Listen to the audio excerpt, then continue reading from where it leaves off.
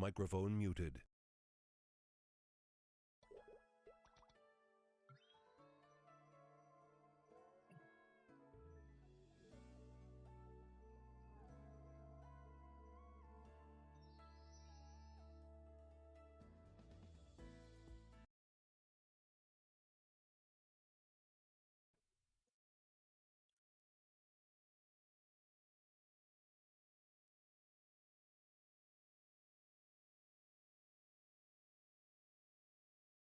Pushing for is delusional. Okay, it's delusional. You think if I could choose where my taxes go, I would ever put them toward the war? If I got to pick where my taxes went, we would have an amazing transit system. Sorry, I'm talking way too fast. Shh, calm down. Okay, I would be voting transit system. I would be voting more welfare programs. I would be voting housing the homeless. Okay, there's like, and healthcare. That's where I want our money to be spent. I want none of our money to be spent doing this shit. So like, you can't just target civilians. You know what I mean? I mean, that's the same policy that I have about Israel, right? I don't give a fuck if Hamas deserves Israel's, like, smite. It doesn't change the fact that they're targeting civilians. Slacktivism convinced an entire generation that local politics don't matter here near as much as federal power driving. That have absolutely nothing to do with Hamas. Sorry, Hamas. You know? By that same logic, obviously, you can't just target American civilians. Have you heard of the IDF ball harvesting squad for dead soldiers? Yeah, that's pretty fucking weird. But hey, listen, you know what? I've heard weirder shit, you know? Listen, if women save their eggs, why can't men save their sperm, okay? Even if some of them are complicit and some of them do agree. Microphone. 1 second. Thrash is acting like I'm mad at him. 1 second. I don't think the Fuck you! I just want to play a game. I promise you don't care that much talking about it. I was like, Okay. Either we play something or I play Maplestory, so it's no problem. I don't know too much. All right. The city's coming out good, Crow. I'm not gonna lie, Thrash has a pretty good impression of the crying chest from Sea of Thieves. Channel switch. Microphone muted. We'll go back. Microphone activated. Yeah. I don't know why he thought I was nervous.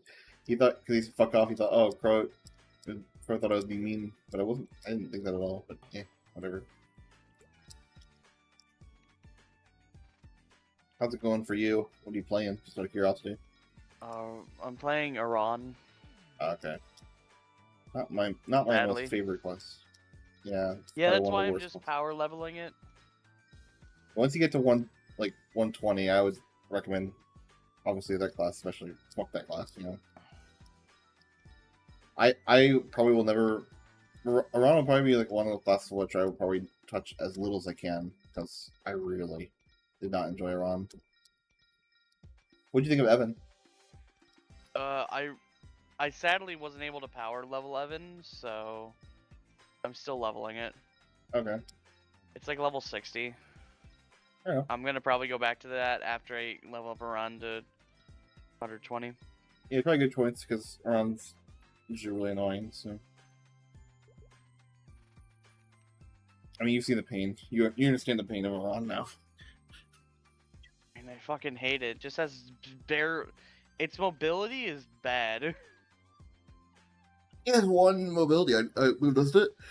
I can't remember. Yeah, but it's not good. Because it doesn't have any vertical mobility. And this game really? has a lot of verticality to it. I thought it did, honestly. Let me look. No, it just has left and right, dude. If your double jump just propels you forward. That's probably why I hated it.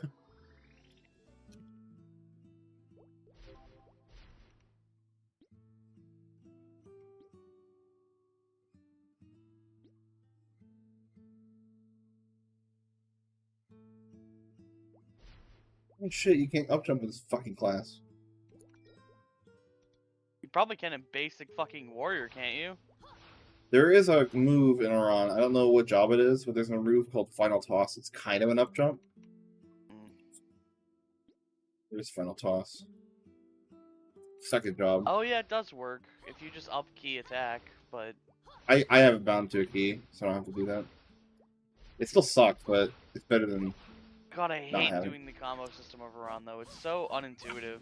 I just hold control, honestly. I don't press. Actually, no. I bind my skills. Manual?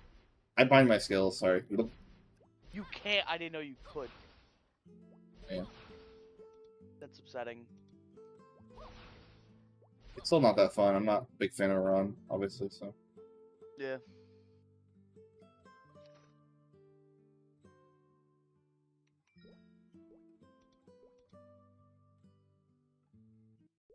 actually, sometimes they're like smaller burns you can do. Like they call them like Terra burns or well, you get mega burns from the daily thing. So like after 7 days in a month, you can get a mega burn, which levels up to 150. Terra burn levels up to 200. Hyper burns anything above 200 normally. So, and one thing you may have noticed, sometimes people in the global chat will say like MVP bonus, and they'll say like a location. Normally it's MS Mushroom Shrine. I don't know if you've got enough money to get Hyper Teleport Rocks yet, but when you do, you can go to Mushroom Shrine, which is a place everyone will go to, and you can get an MVP buff. What that does is, I think it's 50% more experience, and usually people give a lot of like combat buffs and stuff too. I usually do it. I think adding to my other buffs that I get, experience buffs I usually use.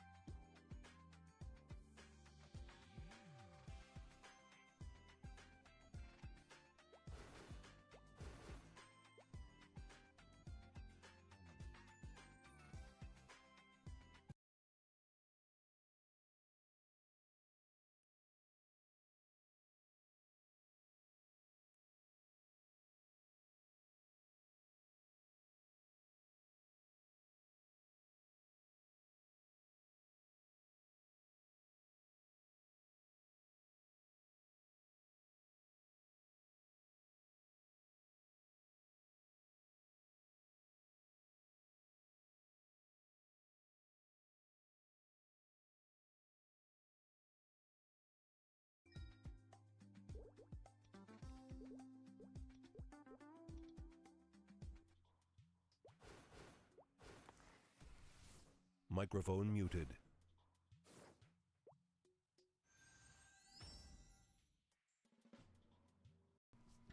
You know? All right, where were we? The American people, yes, we read about that. Also, the American army is part of the American people. It's the very same people who are shamelessly helping the Jews fight against us. The American people are the ones who employ both their men and their women in the American forces, which attack us. This is why the American people cannot be innocent of all crimes committed by the Americans and the Jews against us.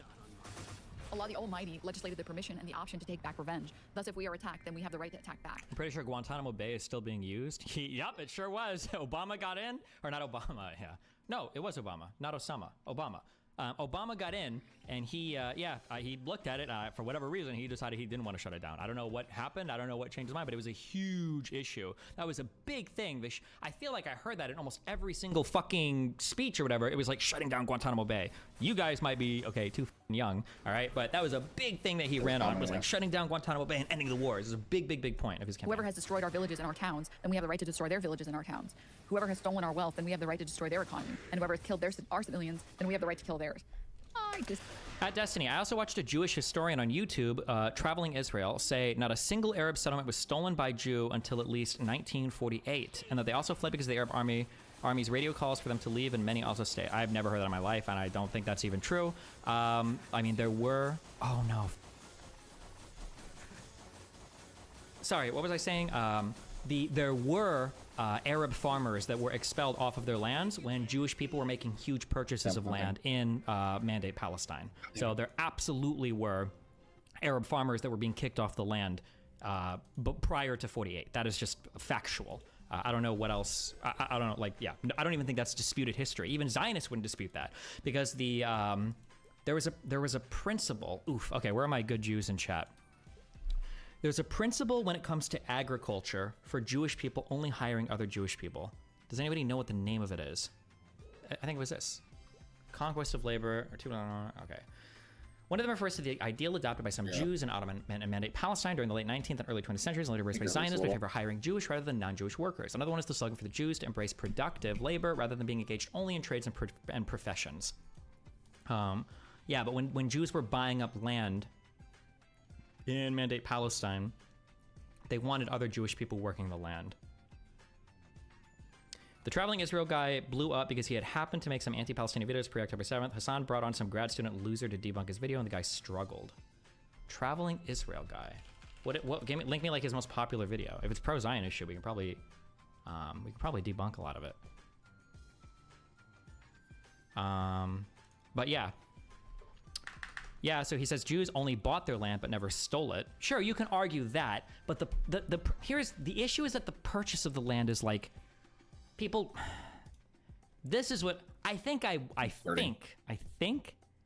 think I would agree with that. Okay, and I think I would defend that point in a debate, but you should know that as you're defending that point, you're standing on very thin moral ground. Okay, because my understanding is essentially what happened was you've got Palestinian farmers that are basically living on subsistence farming, whatever the fuck, working on this land sometimes for generations, okay? Now, the Ottoman Empire, obviously it's their country, owned the land. The Palestinian farmers didn't actually have like rights to the land. They were just like members of the Ottoman Empire and then that particular district they're a part of. What happened was for the largest purchase of land, the Sursock purchase? For these purchases, I think 22%, yeah, of all the land purchases, okay? So I think for these purchases, basically what happened was the Ottoman Empire like sold or loaned this land to a guy who just basically wanted to collect rents from it. With the Ottoman Empire, I think basically thinking we're probably gonna get this back. Oh, they sold the Jezreel Valley to the Sursock family for about 20,000 euro. The family also went on to buy more.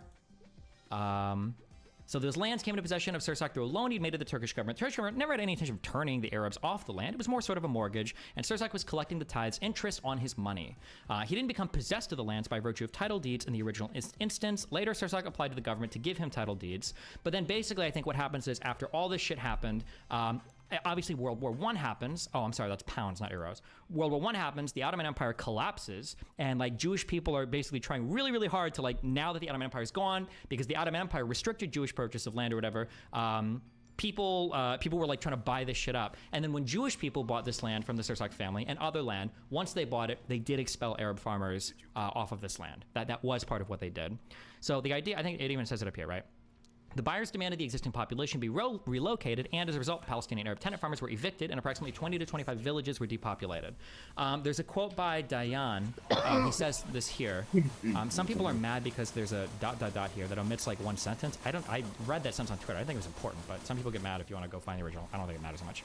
We came to this country, which is already populated by Arabs, and we are establishing a Hebrew, that is a Jewish state here. Jewish villages were built in place of Arab villages. You do not even know the names of the Arab villages, and I do not blame you, because these geography books no longer exist. Not only do the books not exist, but the Arab villages are not there either. Nahalal arose in the place of Mahalal, Gvat in the place of Jipta, Sarid in the place of Hanifs, and Kfar Yehoshua in the place of Tel Shaman. There is not one place built in this country that did not have a former Arab population. Now, is Moshe Dayan like the pro-geographer, calligraphist, cartographer, whatever? Like, does he know 100% every village? Probably not. But yeah, the idea that like no Arabs were displaced when people were buying this land, that is not true. That is big. That's big cap. Okay. And here I'm going to surprise you. Unlike the colonialist powers, which simply took over land, the Jews bought every piece of land they settled on. Until the Arabs started a war against us, 100% of the Jewish settlements were on Jewish land. You don't agree with me? Prove me wrong. See, like, what he's saying is like, this is like a Ben Shapiro or a Finkelstein retelling. What he's saying is technically true. That is true, right? But like, the equivalence here would be, imagine if Chinese people bought like the city of Miami Beach. And then once they bought it, they expelled me, right? And then I'm like, wait, hold up. I've lived here the whole time. And the Chinese are like, oh, okay, well, can you show me a deed showing that you actually owned the land? You own this land of Miami Beach? And I'm like, well, no, I rent an apartment, and then I see the lease. Okay, well, I guess technically the territory is owned by the U.S. government. Oh, well, the U.S. government's to sell you. It's like, okay, well, me, I guess, right? That's a more similar argument. His summary here is that is an incredibly reductive, I would argue, dishonest or bad faith way of framing that. I don't think that's... his more recent video is the one people are talking about. Oh, I don't even know his more recent one, but... Write me in the comments below, Oren, in 1936, the village X was established on stolen Arab land. You won't be able to find a single example. So, like, oh, wait, hold on, maybe he's going to address this tonight. Okay. Now, if you're thinking, well, the Jews... Destiny, this guy does the whole, this land was worthless until Jewish farmers came in and made the land rich overnight. Okay. I will admit, I do need to do more reading about that.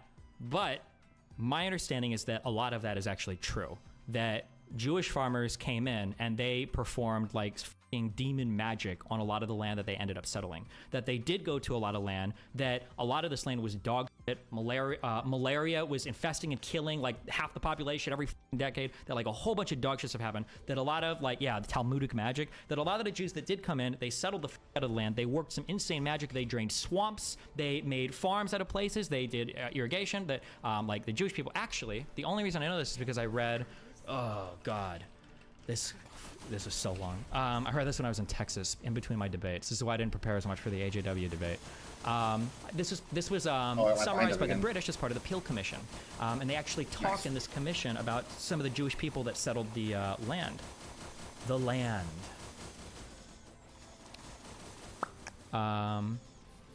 Up until now, the Arab cultivator has benefited on the whole, both from the work of the British administration and the presence of Jews in the country, but the greatest care must now be exercised to see that in the future, that the event of future sales of land by Arabs to Jews, the rights of any Arab tenants or cultivators are preserved. Thus, alienation of land should only be allowed where it is possible to replace extensive by intensive cultivation.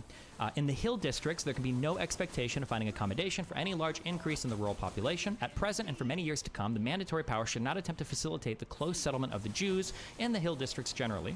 The shortage of land is due less to purchase by Jews than to the increase in the Arab population. The Arab claims that the Jews have obtained too large a proportion of good land that cannot be maintained. Much of the land now carrying orange groves was sand dunes or swamps and uncultivated when it was bought. I think they talk more about particular... Oh, fuck. Was it not in here?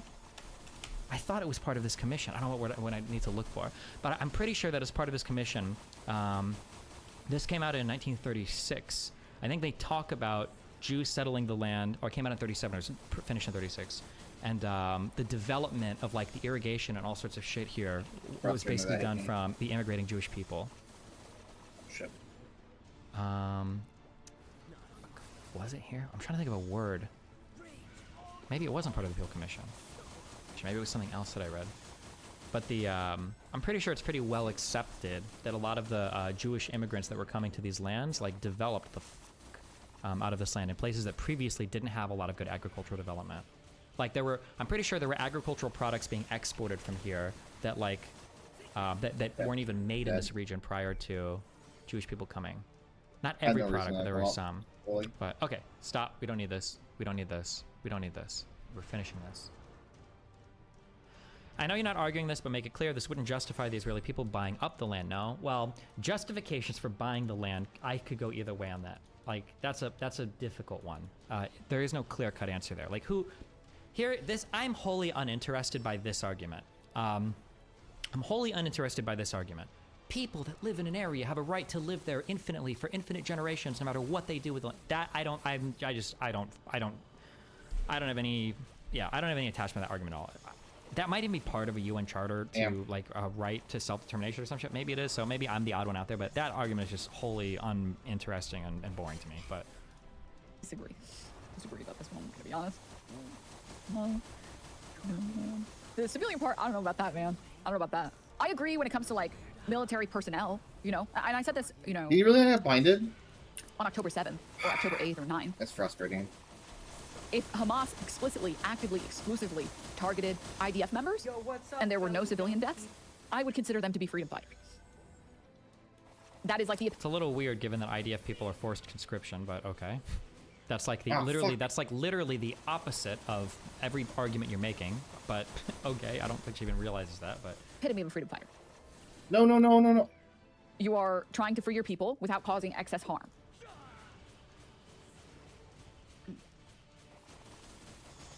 Also, heads up. Oh, also, let me correct this, okay? Because I'm still not aware of as much for the ANC, and I've let some of the Zionist leaders, okay, lead me astray on this, okay? Let me reiterate one point real quick. One is peaceful resistance is twice as effective as violent resistance. If you're trying to effect some positive outcome, peaceful resistance is almost always going to be preferable to violent resistance. Number one, okay? Number one. Somebody linked me a study of that. Maybe I'll find that at some point and throw that to you. I might have linked it in here, actually. Number one.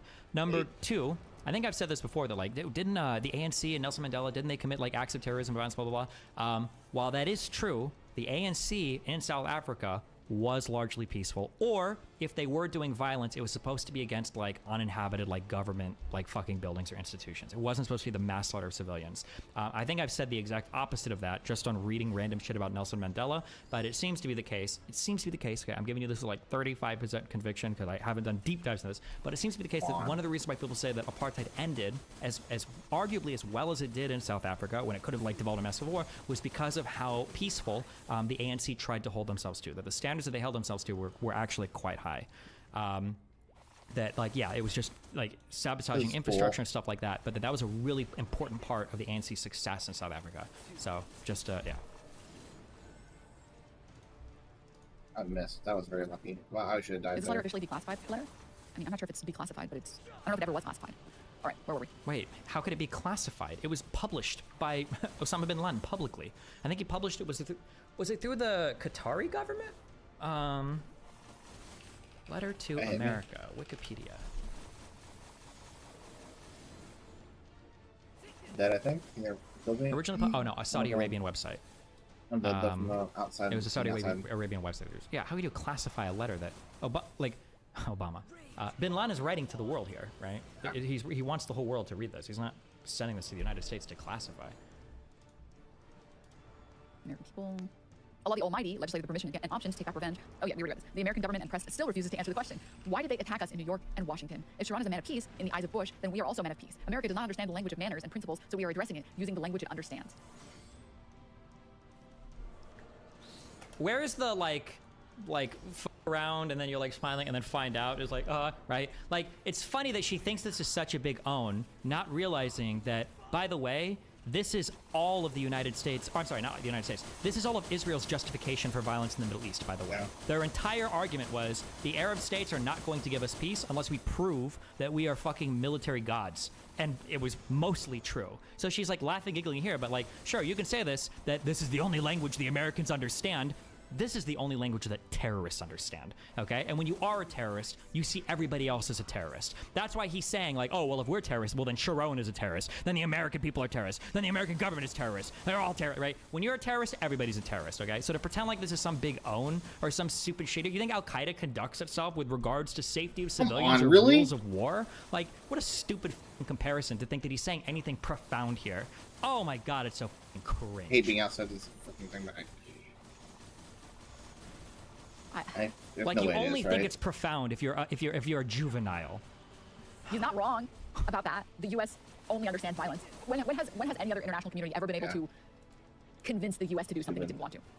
That's the I know international hands. community convincing us to do something it didn't want to is way different than the statement the U.S. only understands violence. Even in our small bit of like coverage of the Middle East, the United States absolutely tries to hold the reins on some people at different points in time, right? Absolutely tries to prevent some conflicts from exploding just because it wouldn't do well for anybody, right? The idea that the idea that like the United States is always just maximum fucking violence, blah blah blah blah blah, is stupid. It's reductive. It's just America bad. That's all it is.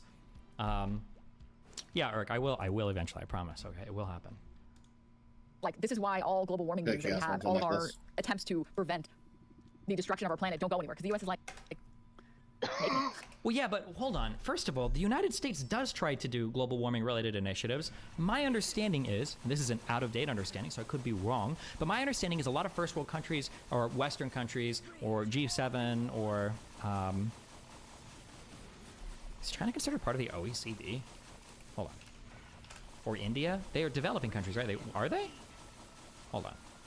OECD countries. Terrorism is country, to be honest. True. OECD countries. Ah, okay. My understanding is the reason why a lot of people get fucking ass mad over shit like climate change resolutions, like big public ones, is because developing countries are held to significantly different standards than developing countries. Wait, did I just say developing countries twice? Developed countries are held to significantly different standards than developing countries, blah, blah, blah. I don't know if that's still the case today, but yeah. Make me stop destroying the planet. Yeah, that's what I thought. Sit your ass back down. You know? Also, that's what I thought. Sit your ass back down. Osama bin Laden is, he's making such a good point. Wait, how did he make his money? Osama bin Laden? What country is he part of the, like, quasi-royal family part of? Where do they get all their fucking money? Where do the Saudis get their money from? Like, it's all fossil fuel. Like, what are you talking about? Like, so fucking cringe. So cringe. So cringe. So cringe. Osama bin Laden was not a good environmentalist either, okay? The U.S. only responds Obviously she wouldn't agree with that, but like, come on. to violence, really. It's true, you know? Like, this is what hegemonic power does, man. All right, question 2, after the second question that we want to answer. What are we calling you to, and what do we want from you? The first thing we're calling you to is Islam, the religion of the unification of God, of freedom from associating partners with him, and rejection of this, of complete love of him, the exalted, of complete submission to his laws, and of discarding all the opinions, orders, theories, and religions which contradict with the religion he sent down to his prophet Muhammad. Islam is the religion of all the prophets, and makes no distinction between them, peace be upon them all. It is to this religion that we call you, the seal of all previous religions. It is the religion of unification of God, sincerity, the best of manners, righteousness, mercy, honor, purity, and piety. It is the religion of showing kindness to others, establishing justice between them, granting them their rights, defending the oppressed and the persecuted. It is the religion of enjoying the good and the forbidding of evil with the hand, tongue, and heart. It is the religion of the jihad in the way of Allah, so that Allah's word and religion reigns supreme. And it is the religion of unification and agreement on the word, on the obedience to Allah, and total equality between people without regarding their color, sex, or language. I'm cool on the idolatry, dude.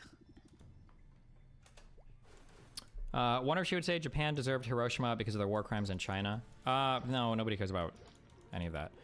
People talking about, okay, listen, the straight red like and comments are also probably gonna get you 7-day bans. You guys are getting really weird and creepy about that as well, so good luck. I'm cool on the zealotry, not gonna lie. I'm pretty anti-zealotry with all religions, I'm not gonna lie. Personally, I don't know, I can't condone that, man. Hey, what are we asking from you? All of you need to become Muslim. That's it, it's just a small ask. I don't know about that, man. I don't know about that, man. I don't know about that, man. Kind of capping a little bit. All right, is the religion whose book, the Quran, will remain preserved? And to be clear, chat, really quickly. It's not that I have any problem with any particular religions. I think all religions have the capacity to be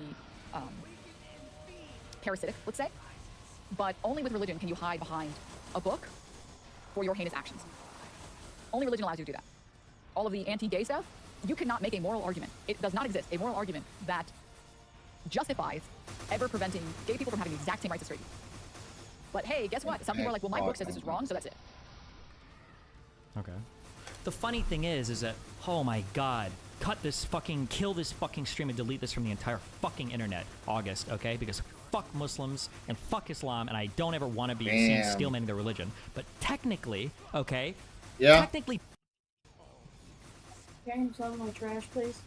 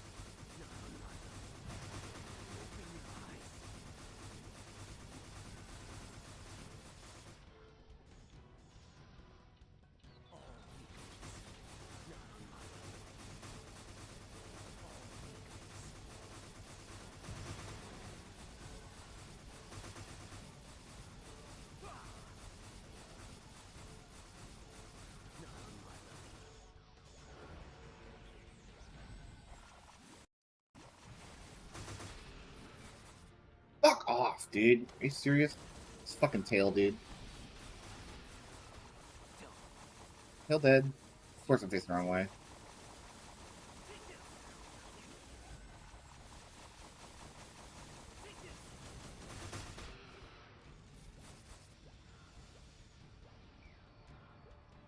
What is going on, dude? I don't know this boss at all. I really don't.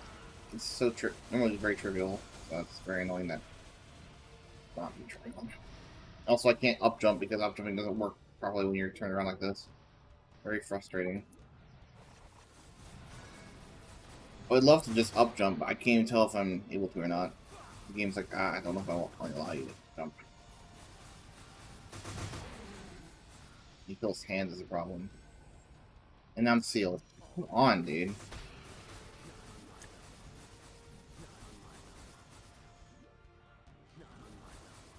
This hand, dude, it's really fucking me up. Yeah?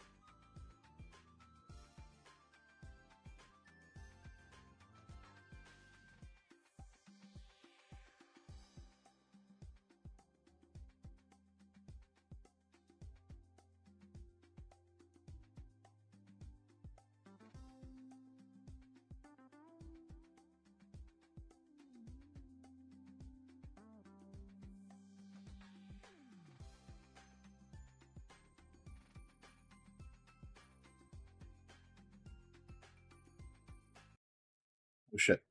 Try and make it, folks. Bin Laden is giving like the most Okay. extremist versions here, right? Because he was a what was the type of fundamental? Damn. There's a particular name. The extra stats, what's the flame is not as good on this. I can't transfer, right? No. Wish it was 130. It's frustrating. Oh well. At least we get this today, so that's really good. You can take advantage as much as possible.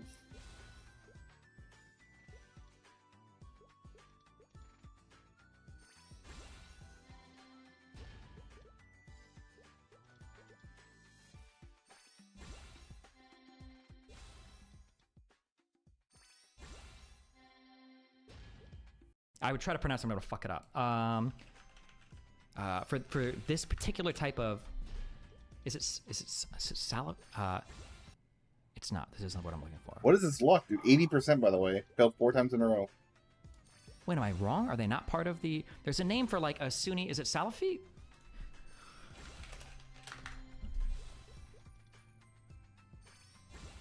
I thought that was what the Al Qaeda was. Okay. I like looking at these sometimes. Maybe not. Unlucky. Oh, I could be wrong. But regardless, still, the take that he's giving here. Oh, is it Wahhabi? Is that what I was thinking of? I don't know all these fucking radical really? bullshit sects. Okay. The take that Osama bin Laden is giving here technically is the most extreme version of what like a fundamentalist Islam state looks like. Because arguably, you could have places like the Ottoman Empire where, yes, you do have your Muslims and you do have your state that is like a theocratic regime, but you carve out theoretically special territories for non-Muslims to live as citizens where they can have their own laws, where they don't participate in Sharia, where you've got like the gay people and the fucking Christian people that have the gays and blah, blah, blah. Technically, you could do that. So this isn't even like, it's not even, I won't say it's a point in favor of or against Islam, but like there are Muslim arguments that you could make where gay people and LGBT people and all that shit are technically compatible with your society. They would just live as in these what is it pronounced as dhimmi communities or dhimmi communities as protected people who aren't part of your theocratic regime, basically. Yeah. Only for people of the book, Jew, Christians, and Zoroastrians. I think that initially the dhimmi status was only for people of the book, but I'm pretty sure that expanded to include all non-protect or all of the of those 3 religions later on. I'm pretty sure.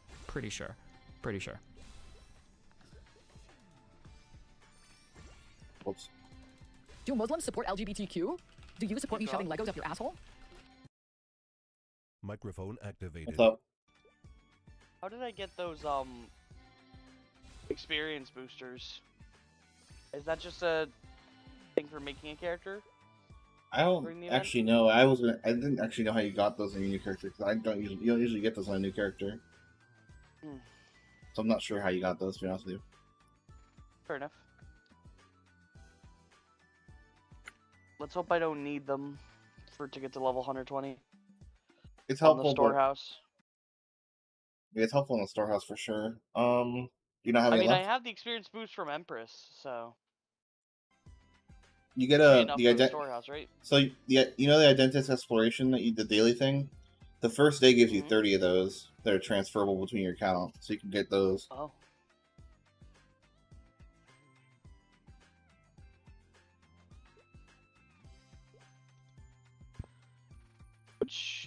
Should I even use it though? It's 30 of them, so you can pass between accounts if you don't want the rest of your character. It lasts for 30 days. I don't know why I didn't say it, but they do.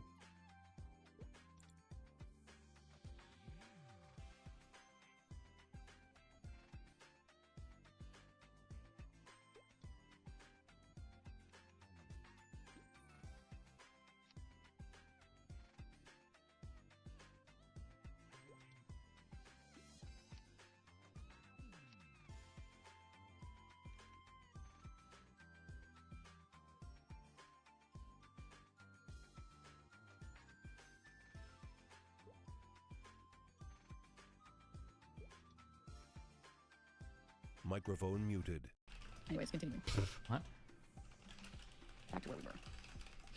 The second thing we call to you is to stop your oppression, lies, immorality, and debauchery that is spread amongst you. We call you to be a people of manners, principles, honor, and purity, to reject the immoral acts of fornication, homosexuality, intoxicants, gambling, and trading with interest. I was like, okay, that last one, if we could get stock, dude, if we could get stock rows off this planet, I'm not gonna lie. Kind of agree with you, man. Kind of agree with you. That's spitting facts for real, though. I'm just kidding. Okay, I'm joking. That is a joke. That is me joking. The target of that joke was me making fun of business bros that I fucking hate. Okay, all right. I'm fully aware that like the anti-usury stuff is very, very, very, very firmly based in anti-Semitic tropes surrounding Jewish people being bankers, etc., etc. That was just a joke at the stock rows. Okay, all right, cool, great. Now we're on the same I page. love how she has to explain for so long because she realizes she's a fucking like she has a ton of anti-Semites in her chat because of this fucking. It's me reading a little. I mean, it's true. Like you're reading one of the most anti-Semitic people, one of the most famous anti-Semites of recent history. You're reading like his manifesto, so yeah. Okay, great. Yeah, I mean, dude. Okay, I swear to God, I've never read this before. The fact that the next sentence is talking about homosexuality and intoxicants, bro. Oh, she doesn't even know. She hasn't read this whole letter before. She thought it was just going to be a based, like, shitting on of America. Did she forget who Osama bin Laden or Al-Qaeda was? Is she on some fucking white girl retard, like, it's all Al-Qaeda, or Al-Qaeda freedom fighter shit? Like... Nah, man. All right. Nah, you could take... Zoroastrians worship, like, aliens and shit, though. They're close to religion. I didn't know that Zoroastrians or whatever. I didn't know those were, like, people of the book or whatever. Unless those are, like... Unless it's, like, the... I thought that people of the book were just Jews, Christians, and Muslims. I thought those were the three people of the book. I never heard of the other one, but maybe they are people of the book. I thought it was just those three. They aren't. Zoroastrians aren't. They're fire worshippers. Okay, aren't those? Wasn't that the really, really, really old group of Persian people in modern day Iran that were a part of that Zoroastrian shit? Maybe. They're not considered Abrahamic in a classical sense. Okay, yeah, I thought people of the book were Abrahamic. Okay. Okay, stop. Back to our first video of the stream. You can take this. I was gonna say something, but it's fine. You guys go.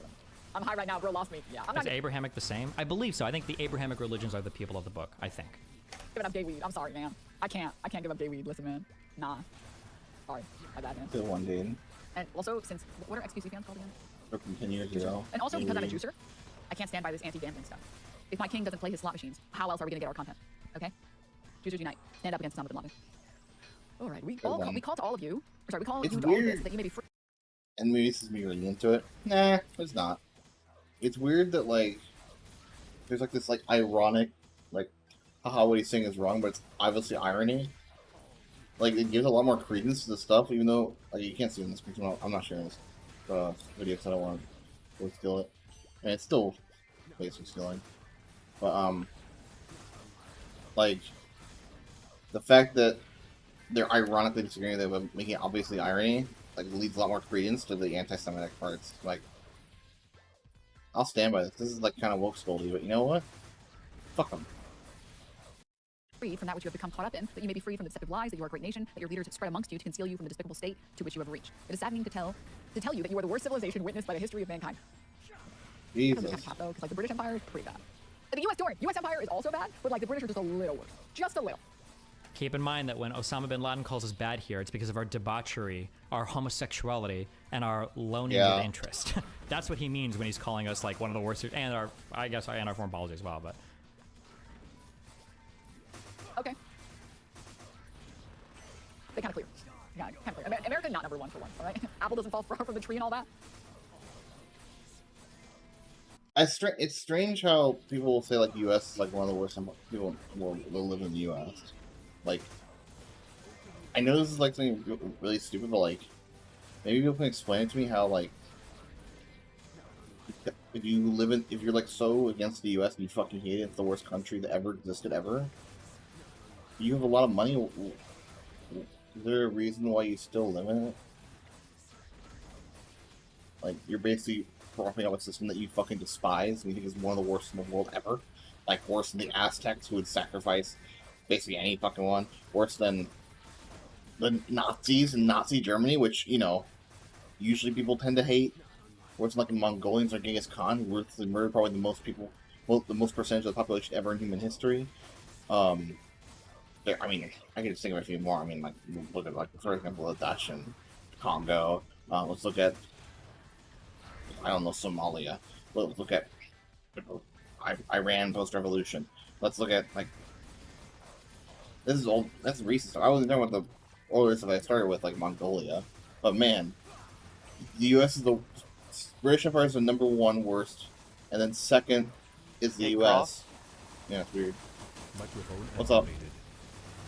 To get Iran to level 122 from level 1, it took me an hour and 18 minutes. Jesus. That fucking Empress buff is powerful, dude. Empress buff? Now I'm gonna...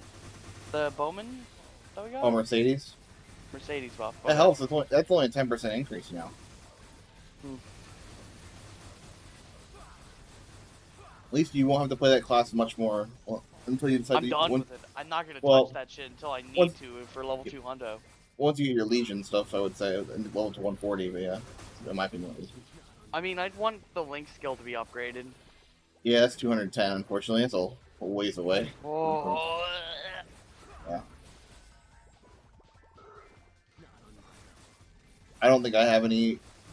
I'm still working. I haven't done it yet, but I want to get my Evan to 210. But I think it's 180 right now, and I don't plan on playing it because Evan's kind of hard. So Evan's hard? yeah, it's pretty hard. It's fun though. It's a fun hard, not like Iran. Iran's boring hard. Like remembering everything. Evan's not so much remembering. There's like I think Evan realistically, I think there's like 6 skills you really have to remember. It's just there's like certain combos you skill to do different things, which is kind of cool, I think. And the combo is not done by pressing like control up or control left or whatever your attacks. You have to bind them. But also you get a dragon friend with it, so it's cool. Yeah. Microphone muted. I don't know what to say, but man, like, I would love to see people like this, like, try to say that America is not sure. I was talking about the video I was watching. I love to see people like this, like, unironically try to defend the fact that they said the U.S. is worse than Nazi Germany. But You ain't wrong, man. You're not wrong. We would take that trophy, but it's in the British Museum. God, along with everything else that they stole. Christ. Okay, where were we? All right. You are the nation who, rather than the ruling by the Sharia of Allah and its constitution and laws, choose to invent your own laws as you will and desire. You separate religion from your policies, contradicting the pure nature which affirms absolute authority to the Lord and your Creator. You flee from the embarrassing question posed to you. How is it ooh, possible should have Allah read that Almighty part created next. creation, grant them power over all creatures in land, grant them all the amenities of life, and then deny them that which they need, which they are most in need of, knowledge of the laws which govern their lives? No, this is cap. No, that's not him. Listen, bro. Okay, this is all of some people's lives. you can't, like, agree with part of this, especially that statement where someone's like, America's the worst country in the world. And then he gives reasons why, and you're like, oh, I agree America's bad, but I disagree with all the reasons that he lays out. Like, bro, you are agreeing with what he's saying. You're agreeing with his reasoning. You can pretend like you're not, but you really are. And that's totally respect that. And I respect any religious beliefs. No. I understand that religion is a very important part of some people's lives, and that's totally fine, and that's totally acceptable. I am anti-megachurches. I think that is a blatant theft of our potential tax dollars. Destiny, what's with the Brave. we all disavow this banner? Is it supposed to be some cop how they don't agree with this letter, but we still defend it? No. This is a Everybody will agree with new it. like dog whistle for the murdering of Israeli civilians. I don't care. Listen, I'll admit right now I might be unhinged on this, but maybe I'll change my mind in a few months or whatever. But people that make fun of the disavow thing, my understanding is the origination of this statement is people like, oh, obviously I disavow Hamas because you're asking me to so much, blah, blah, blah, blah, blah. They say it like sarcastic because they think it's a joke because they shouldn't have to disavow Hamas because the IDF is just as bad as Hamas, so Hamas can blah, blah, blah. I will never see it as anything different. The whole like disavowal meme is basically just people saying they're joking about not Nazis. wanting to disavow Hamas, basically. They're joking about saying they're going to disavow. What was that? What was the max level above you that you can get experience from? Max level you get experience from? Yeah, it's like 20 Oh. levels above you. 10. You can kill things 20 levels above you. You can only, for some reason, only 10 levels above you get experience from, so. Okay. Unfortunately, also the higher level you get, I guess it won't matter as much until you're like doing like the 140 to 200 grind. But like Star Force maps are right now the best thing to grind in. Unfortunately, I'm not a fan of it. It was only because the recent updates they made Star Force maps better. It used to be all maps would be good, but now it's just Star Force for like higher levels. So. But yeah, obviously you're not having a grind, so that's good. I mean, not having a grind. I am like, now. What level are you? I'm grinding Yvonne now, so I'm only like Oh, okay. 55. Okay, so I yeah, it's don't- not Star Force maps to level I think 100. I don't know how to grind Evan though. Wait, 55? Jesus Christ. Didn't you just finish What? a run? What? Didn't you literally just finish a run? Yeah, but I was doing Yvonne yesterday. Oh, okay. I was like, holy shit. After you got off. Oh, yeah. Evan's, like I said, I feel like Evan feels weak, but it's pretty strong from what I understand. It just doesn't feel as impactful.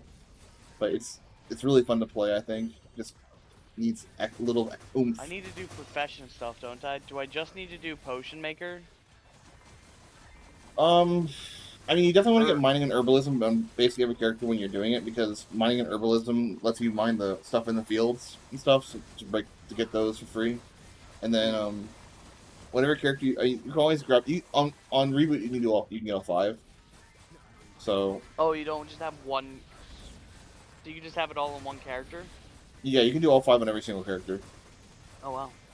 So, if you want to, you just go through it all, grab all 5 on each character, and then just do whatever. Like, there's no harm in that. Realistically, I don't think I've used smithing or accessory crafting yet, but I do grab them when I grab the other ones, because I don't have a reason not to. I'm gonna grab them, might as well. I'm sure there might be a use someday for them for me, but I don't know when that'll be.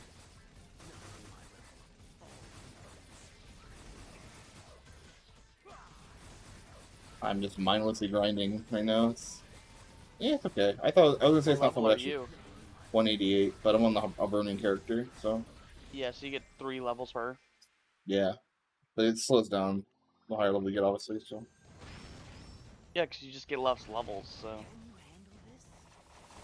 Yeah, and the worst part is because it's one reboot. It's hard. It's a lot harder to get a lot of stars. So on your gear, so it kind of sucks being like, what is it? How do I explain it? Fuck, sorry, I was focusing. It's okay. It sucks like being a reboot and having a disadvantage, because on regular server you can trade between characters, so you just get the gear for your other characters and you Star Force it, and then you swap it between characters, because there's only 5 classes technically. I mean, 5 classes of gear. So all you this is what I like to see. So you just trade it between characters, so you don't have to worry about Star Force. But in reboot, every single character will need Star Force, so it kind of sucks. Because you can't trade gear between characters.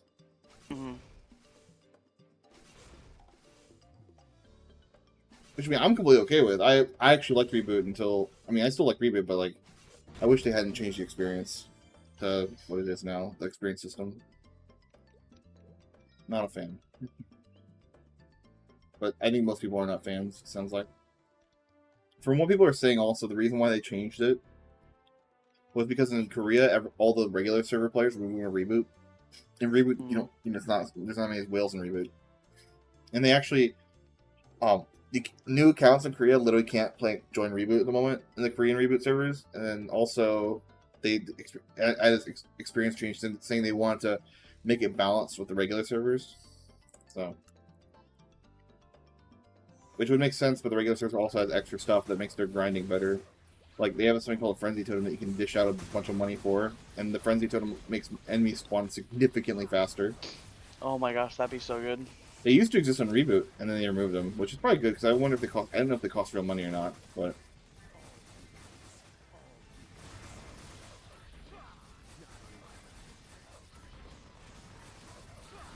There has not been an MVP in, like, the past, 30 minutes.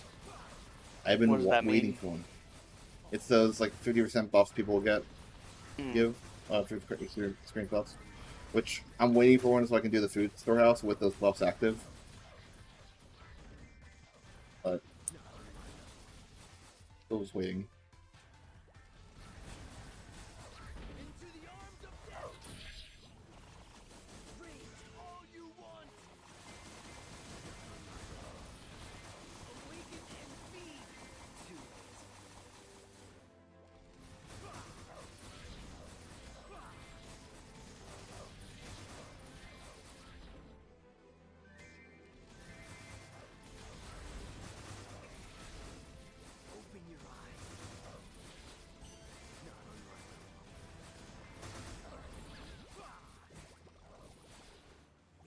All I know is probably the best thing for me right now was probably like leveling up on mini bosses. Yeah, But that's then pretty good. But apparently theme dungeons are way better when you don't have all the build up. Yeah, Like Legion and stuff. early no Legion, grinding's pretty bad. Theme dungeons are just better. That's true. Sucks. Especially at the lower levels. I mean, some theme dungeons are okay, some aren't. Unfortunately, the ones I tend to do are not fun, so. You just do the quickest ones? No, so I have the ones that get the best gear. So at level 30 is Rian Straight, which gives you a face accessory and a belt. Then at level 75, there's the Afterlands, which the Afterlands gives you. That one's a really big slog, but it gives you item-full totems. You get 3 of them. Well, you get 4 of them. You can equip 3, and it's not an insubstantial buff either to your damage.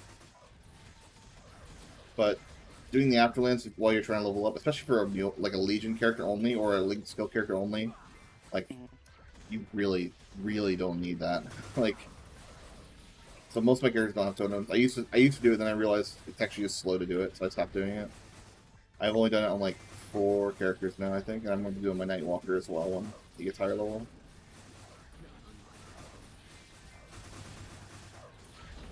I don't remember if I do any other theme dungeons. I don't think I do. Because level 60 to 100 is pretty quick. Oh yeah, I do Lionskin Castle at 115. Lionskin Castle is the Von Leon stuff, and that's worth doing because, I mean, well, it's good. It's better experience in grinding at those levels. So.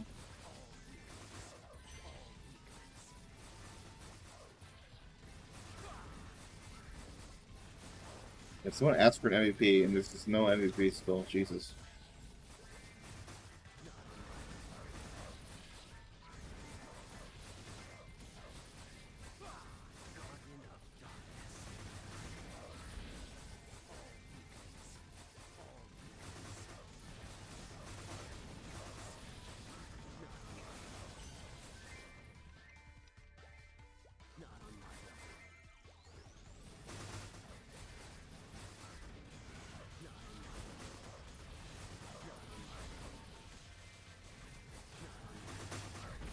Microphone muted. Moss, because people are asking for it so much. But I personally, Oh shit. Wait. I'm just gonna, not to be an R-Reddit atheist tipping my fedora. Could a dot exist? Yeah, it's totally probable. Do we have proof? Not Probable? really, right? That's why they call it faith. Yeah? God could very much be real, okay? Definitely could be one of these books, okay? I don't think we should be basing our laws around something we... As I said this week, decolonization from the river to the sea and similar euphemisms necessarily imply genocide. Clear calls for extreme violence against service will result in suspension. You can't say from the river to the sea? What is he trying to do? Make up for his random anti-Semitic comments from earlier? What a weird ban. I thought this was supposed to be the free speech platform. Okay, that's weird, but whatever. We can't even... This after we got f***ed by advertisers? The origins of the banner, in my opinion, is the Hassan banner saying Putin is bad during the start of the Ukraine war, which is meant to clarify, even when he was making Ukraine critical comments, she's inspired by him, so thanks for confirming. Oh, Urk, that might be true, Urk. I saw a lot of people in my subreddit, and I think I saw a lot of people in the H3H3 subreddit that were doing memes where they like put like, oh, I disavow this, I disavow this, I disavow this. I assumed it like was a meme about disavowing Hamas, but maybe it actually came from the Ukraine Putin shit. That could be the case. grasp. You know, like...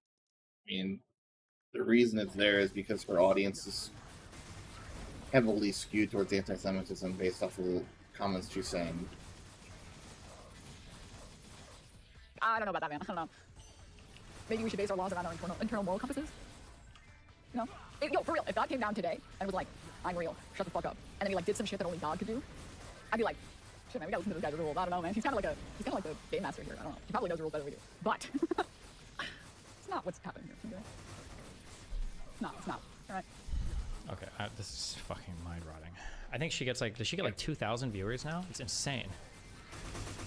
What being a Hassan waiting room will get you. Almost 3,000. Yeah, Jesus. All of these.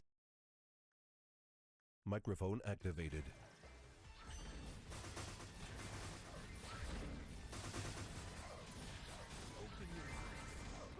I don't know if she's even on my friends list anymore. How do I even check that?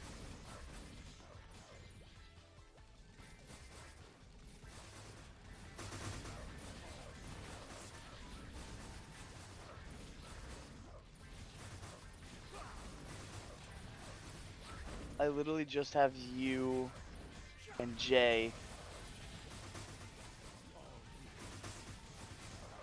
Microphone muted. All of these abrupt cutoffs, by the way, like the reason why the viewership graph is so weird is because the only thing these people do is they stream right before Hassan and they cut their stream as soon as he goes live. It's so fucking pathetic. Oh my god. Mike does the same thing. You can see as soon as Hassan goes live too, the viewers like the dip, like 1,000 concurrent viewers because Hassan goes live and then they all go to watch him. That's unbelievable, dude.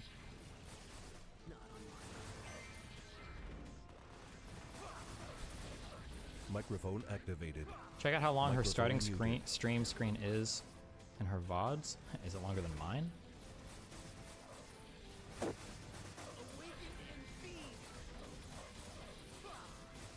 Five days ago. We Wait. don't know. What's this about? We don't know this woman. She has never worked here before, and we've never seen her at the hospital. Dr. Joa, a senior physician, told me even the stethoscope looks fake. Twitter, Triggered on random Twitter WVs. news. Videos. 5 days. Oh wait. What? These aren't videos. These are clips. Recent broadcasts. Oh my god. Nope. Not yet. Stream starting soon. Some of the worst jobs in the world. Most are underpinned by obligations under IHR. Take constant care. 37 minutes? No, that can't be right. Now we've all seen the fighting. 42. In recent days, it was me once again, for the first time. No, wait. It's not a real timer because it's moving twice as fast. Had done so too, to make clear that under international humanitarian law. Oh no, wait. It's because I have it going twice as fast. Wait, no. All parties Oh. must protect civilians and civilian objects. She just and the- restreams Al Jazeera for an hour? Israel's response on And it's still going? Holy shit, what the fuck? Situation in Gaza, it does not. 4 million of the Gazans. These crimes will not be exposed. Okay, hold on. This is probably a one-off, okay? That's not a normal stream, okay? Okay, let's try this, this,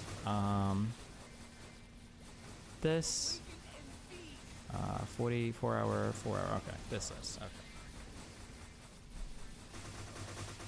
in the mother and the child. Who would come here for the week? Upon us. I asked. The strike that set east of Khan Yunis killing. In the context of like. This, it can't be real. No, shut the fuck up. You guys are trolling me. I know I'm getting trolled right now. I know I'm getting trolled. I know I'm getting trolled. I know I'm getting trolled. There's no way that this Hassan waiting room, brainlet, streams Al Jazeera English for 70 minutes at the start of every stream, okay? Whether she does. No shot. Okay. It was just 2 streams. I got unlucky. I got unlucky. I got unlucky. Days of war. We are now. Okay. This one was only about an hour. Okay. To convey the position. Are you guys ready? Oh, she starts right away, this one.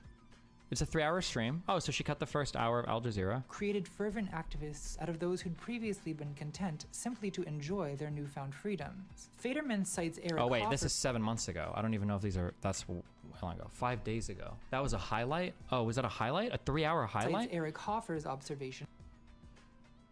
Okay, I don't know how Twitch VODs work. 5 days ago. No shot. It can't be the same thing. No shot. Staying alive from one day to the next. She runs 70 minutes of Al Jazeera English at the start of every stream. Our people inside Gaza are no longer.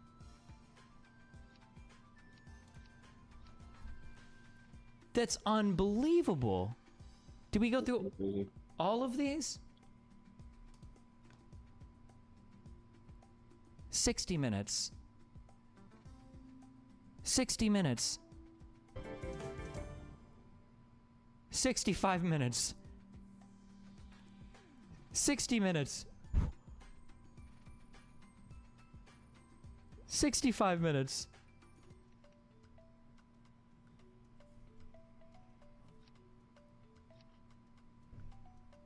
$65 minutes. I can't believe to be the sole. Unreal. Holy sh. Okay, sorry. All right. Does saying Israel's an apartheid state see that the entire region is Israel? In my opinion, Israel's an apartheid state, and from the river to the sea are both things that mean you only want a one-state solution. In my opinion, I think that anybody that utters those two things, that's almost always what they're pushing for. There might be some limited exceptions, but from what I've seen, that's generally what it means.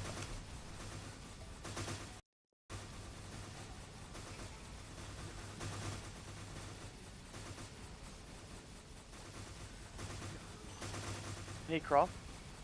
Microphone activated. What's up? How do you acquire charm? Certain items when you equip it give you charm, and then you take them off and it's experience. But any traits are like that basically. Like there's usually equipment will say when you put this equipment on, it'll give you some experience towards it. So for example, like Zoccam helmets, when you wear those, it'll give you like 30 experience or charm or something. And taking them off doesn't remove the XP, so you're fine. It just gives you the XP, usually like regular XP. And then so sometimes if I want charm, I'll just swap that helmet real quick every time I get Zoccam helmet.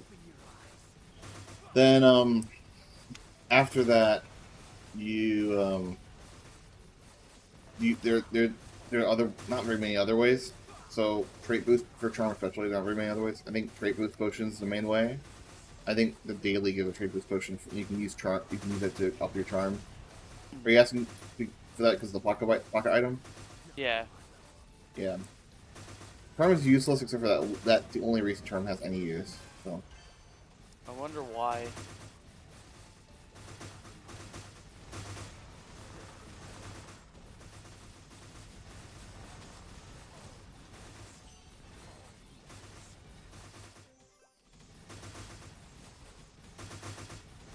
Not sure.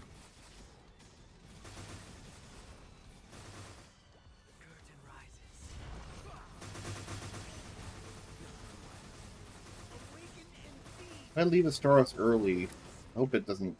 I hope it gives me. Okay, if turn before midnight, it's fine. Okay, so I have to come back later. You have till 8 p.m. then. 7 p.m. But yeah. Is it 7? I thought Yeah, because daylight savings time is at 8. It used to be 8. No, it's 7. Oh.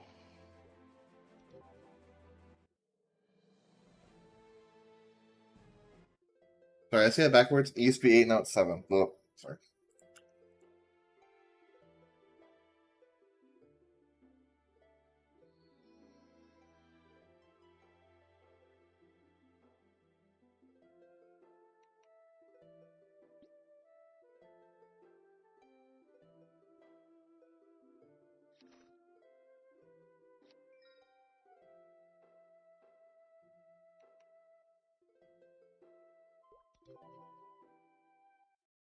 Microphone muted.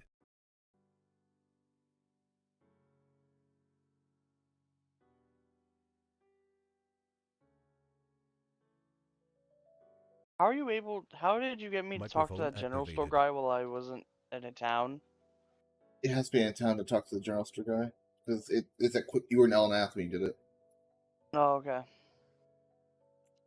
You can always use the guy to bring you to town. Just quick move and then Yeah. do it. I'll just have to come back here. Whatever.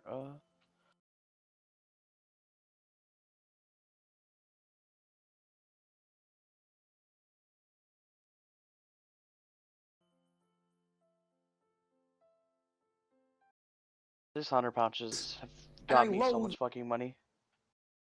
Oh yeah. I got 10 mil from one of them. Oh, I thought the max was 5 mil for them. Yeah, but I got 2 of the coin things. Oh, I Both of them gave me 5.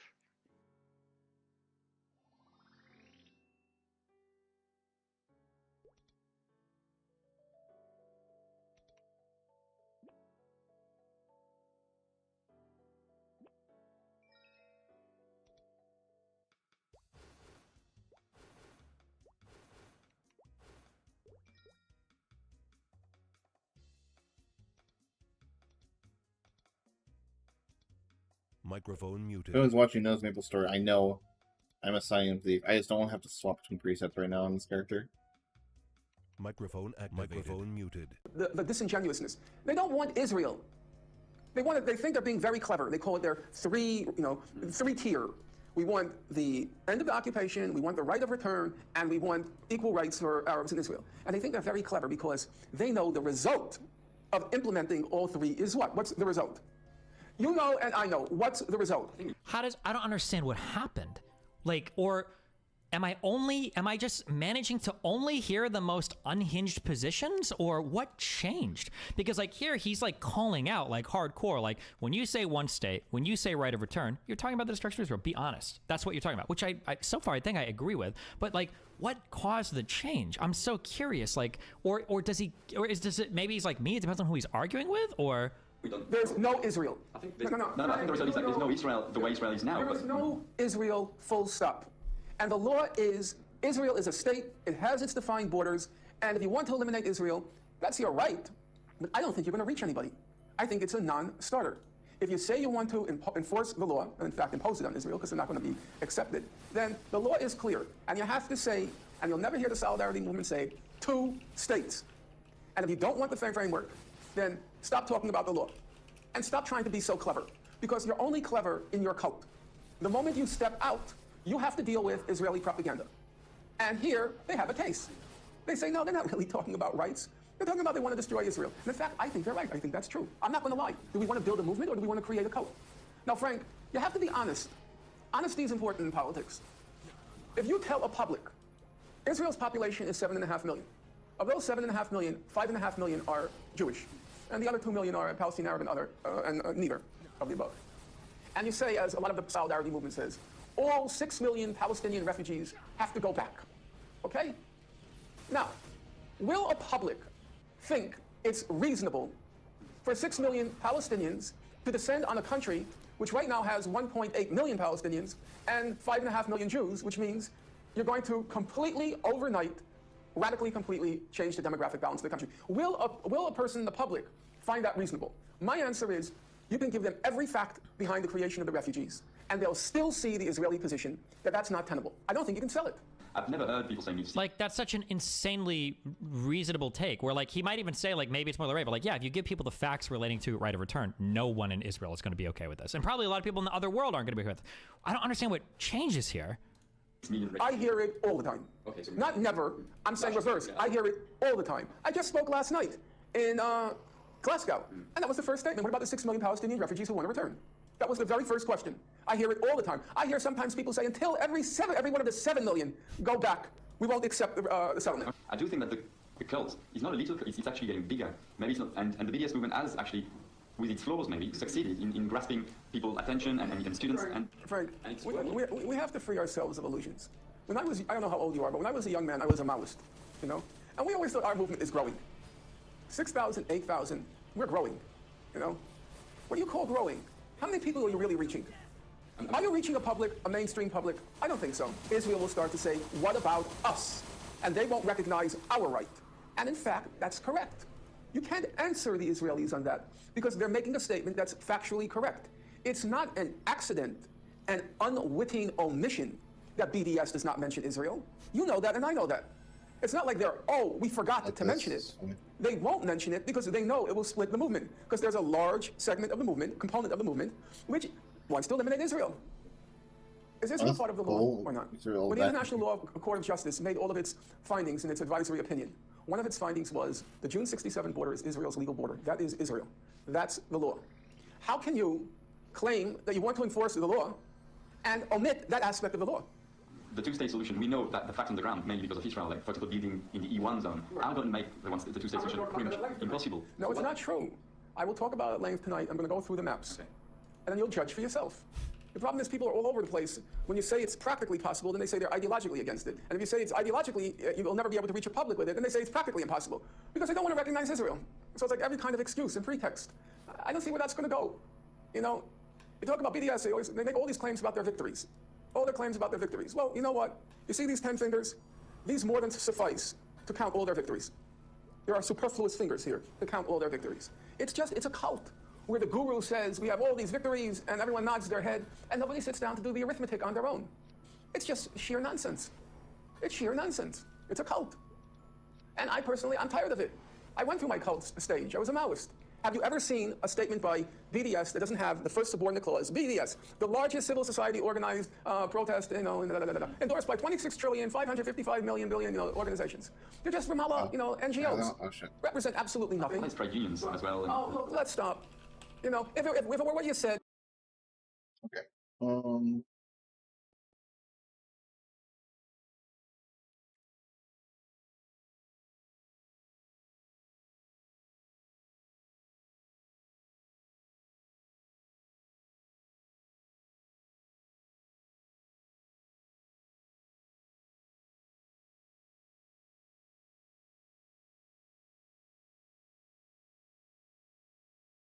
Really? No, let's throw them. I need quintuple throw.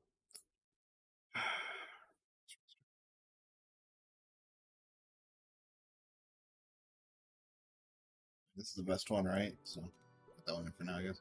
I guess we'll all of them in for now, and then I'll change it later. Feel for us any boosting to quintuple. Got fucking triple boost, like as if I need this. Skills added. Someone's at Movable Shadow, 60 seconds.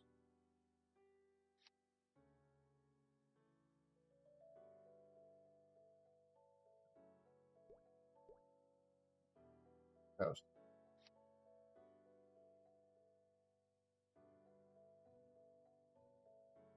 Okay. Rapid throw, what's that?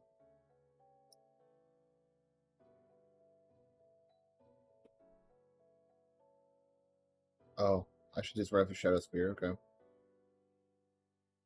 Lower cooldown though. I do remember Shadow Bite being a really important skill. I'm gonna put this.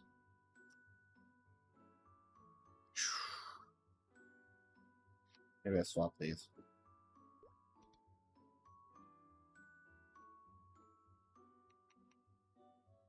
I'll devour you.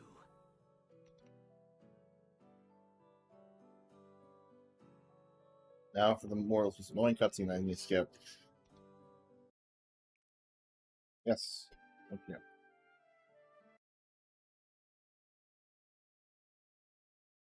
Where are the demonstrations there? If there were really an active... BDS, I think he's turned to the international community. Well, that to me is a problem. I'll tell you the truth. Because if you're an indigenous organization in Palestine, you should be organizing your people. And it's our job... Oh shit, do I need a Temple Time quest? Please say I don't do Temple Time quest, dude. I don't have to. I can just do the Cow quest.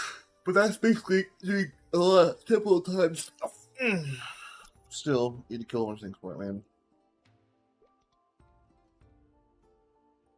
That's fine. Fairy Power's gotta kill Happy Erda. Annoying, but it's not impossible. Can you handle this? Guardian G. You can't escape your shadow. That's cool. Wait, I killed that pretty fast. Okay. Interesting.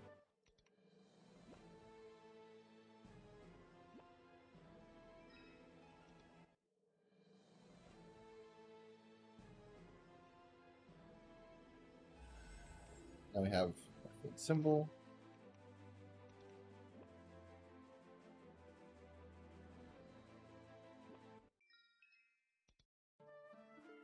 Easy prey.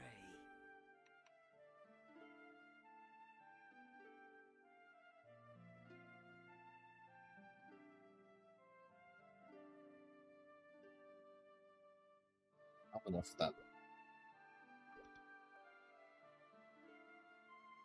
Yeah, now I have to listen to this. Right, let's watch the video. To organize from our side. I went through many solidarity movements. The Vietnamese never gave us marching orders. The Nicaraguans, the El Salvadorans, they didn't tell you what to do. They organized their people. And the solidarity movement abroad, we were supposed to make the judgment about how best to organize ourselves. And it's a very strange thing when the people there who claim to be the leaders of civil society, they can't organize a demonstration of 500 people among themselves, but they're telling everybody else abroad what to do. That's a weird inversion. When I was first involved in the Gaza Freedom March, I don't know if you were involved in it. Yeah, I heard okay. They said they were going to bring out 50,000 people in Gaza. 50,000 people. And you know how many they brought out? They brought out 300. It's a cult. You make up numbers, you fantasize, and all the followers are supposed to nod their head. Well, you know what? I'm 58 years old. I've been involved in this 30 years. I gave, and I'm going to say it. Oh, he says he's 58. So this was 12 years ago? Is he 70 now? Norman Finkelstein, age 69. Oh, okay, 11 years ago. I gave, for a Westerner, not for a Palestinian, I gave my life to the cause, and I'm not going to be anybody's fool. I'm not wasting time anymore. I'm tired of it. I really am. I've lost patience with it. I'm tired of gurus, and I'm tired of cults out, because if we end up... Can I put my... This is 6 mad growth potions. Aren't these, like, above 250? Can I think I can push my Bowmaster 6 job as well.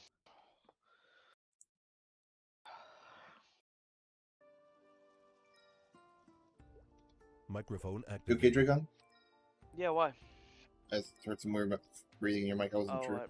I stretched, sorry. No problem. Microphone muted. Microphone activated. Microphone muted.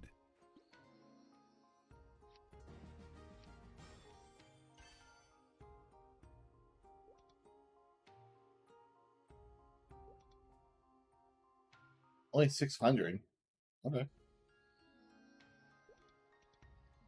So, ooh, wait, what's my... I didn't think, what's my arcane force? I'm at 40. Okay, I can do fight whizzing. But I think I better just... I want to try out... I didn't mean to go to stone, but that's okay. How good is bite farming?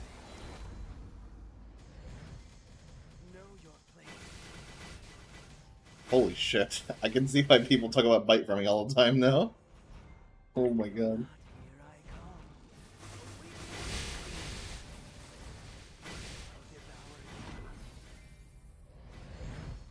Probably want to use this rune, yeah. I don't have any of the buff set, but that's okay.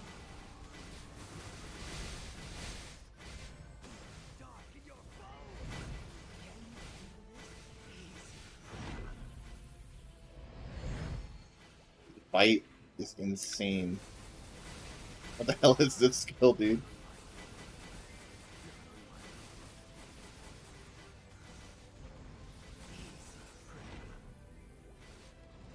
The spread? Okay, I think it does. No, that's Shadow Speed doing that. This is really fun to mob with. Holy shit. Instantly, with the bite, like, it's just infinitely better. Instantly. Holy shit. What the fuck? Why is this so fun? That's someone. Oh, shit.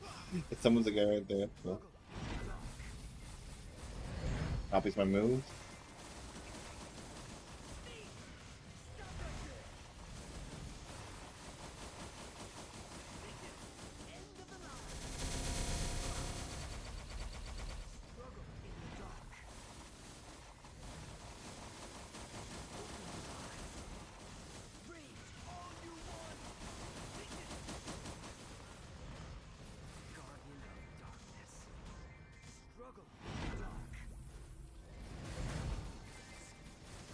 Really cool sound effect too. Damn, this is satisfying. Only 15 enemies, that's why it's not that good. I mean, also the cooldown can help, but you can lower cooldowns.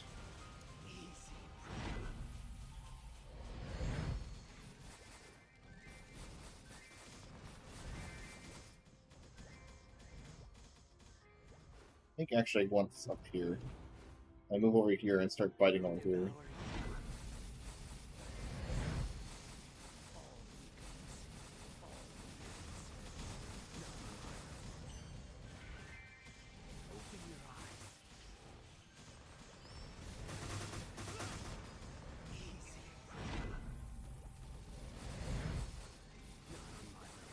I'm really liking Lane Walker. Holy shit. I'm really happy I chose this class.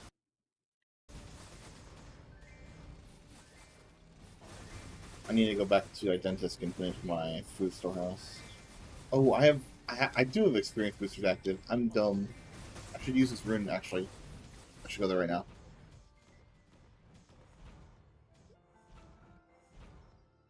For real estate. You can't escape.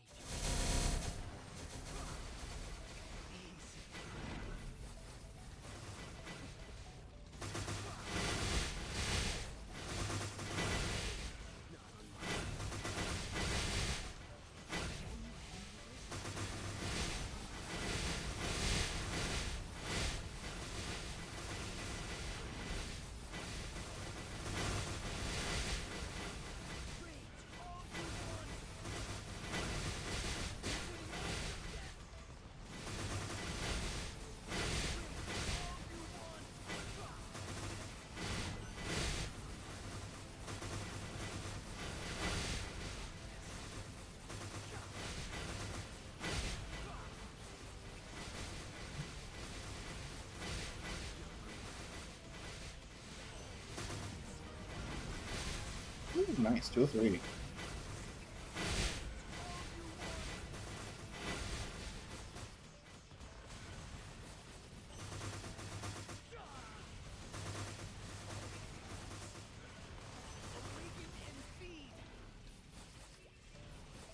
Nice. Okay.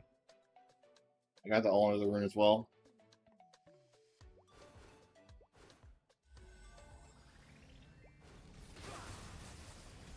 Here, fuck me, dude. Everyone can see my pain. Oh, I'm dumb. Wait. Let's get this title. It's free damage. Yeah, baby. Yeah, that's so good. It's a lot of free damage actually. I should have been using these. I'll just use the range one right now. Thanks for taking the real less range. Cool. Any shadow biters?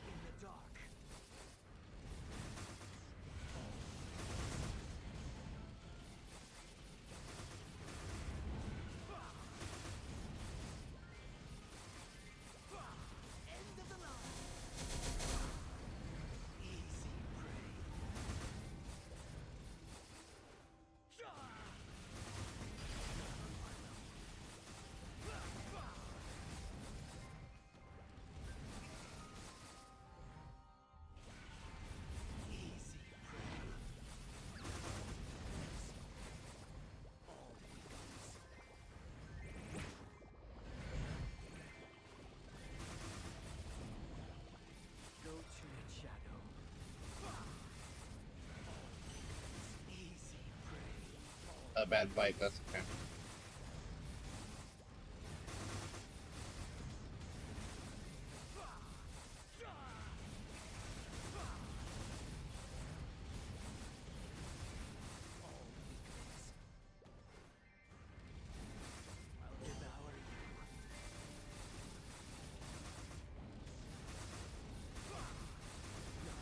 Fine, I don't need to finish the experience right now.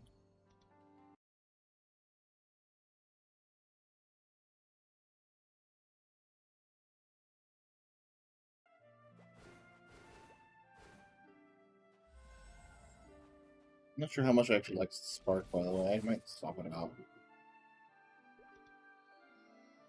I get 10? Yeah. Okay. Let's get reverse Sig.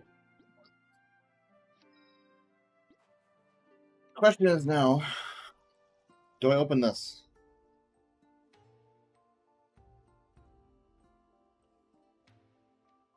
Am I missing anything? Did I get any? Oh, yeah, I am. I need to go get my burning rewards. You know it's as well as scrub them.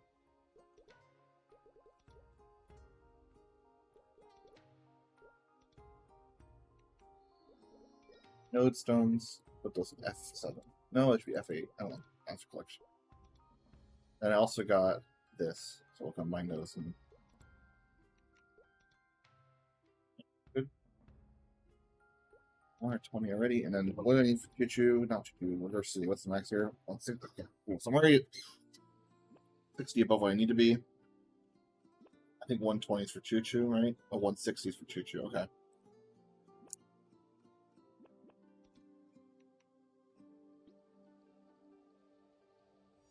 Let's open some nodes.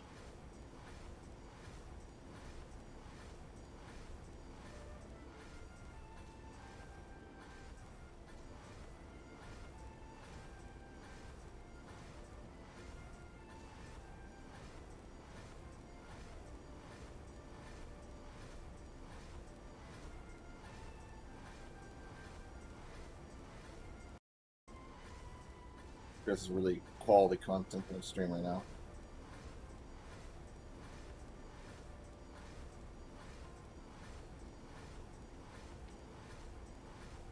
Okay. So we got Rope Lift, worthless, Mystic Door, definitely worthless. We will disassemble Mystic Door because fuck Mystic Door. Sharp Ice is good. Combat Wars is okay. Speed Fusion, I'm not sure if it's good for this character. Let's put these two. I really want to upgrade Shadow Bite. Let's get these enhancements for it. I don't actually know what those do. Just increase final damage of it. It's like that's a lot of damage. So I'm talking it's worth it. Alright, do we have anything? Lucky 7. I don't know what Lucky 7 does. There's Quintuple. This one's basically worthless. I mean, it gets a Dark Omen buff, but I mean, let's just put all these away. Let's just look at the best ones. So, Quintuple, Shadow Spark, and Lucky 7. It's not bad. I don't know what Lucky 7 does. I think that's one of the early skills, right? It's basically worthless. Yeah. That was garbage. But if I want that would be good. Different one, Shadow Bat and Ravenous Bat. What's the third one I need? I need Omen, Bat, and Star. Okay.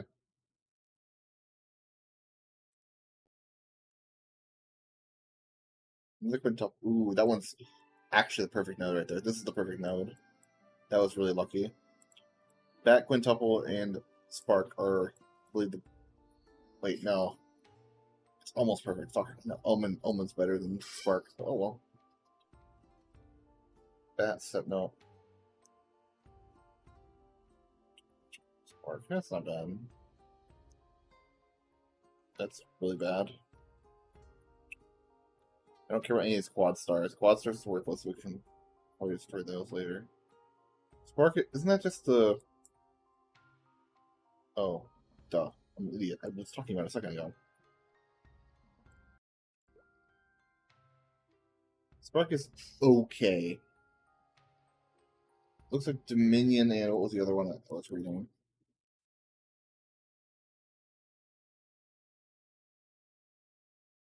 Shadow Stitch. I mean, this isn't bad, though.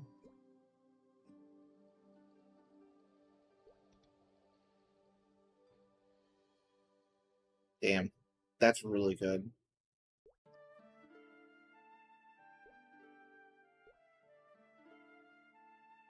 Doesn't have the quintuple boost, though. Better than that, for sure. Let's keep looking. Shadow Quintuple Bat. I think I already have it right here. Shadow Quintuple Bat, yep. Spark, I guess I should say.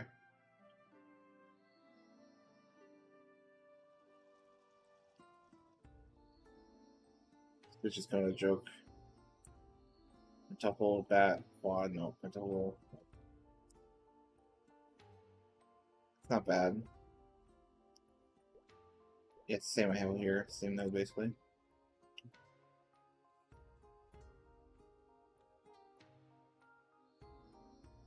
That's almost the one I want. Oh no, that's Chest. Never mind. I don't care about any of these. I mean, I guess I care a little. I want Shadow, Dominion, and Spark.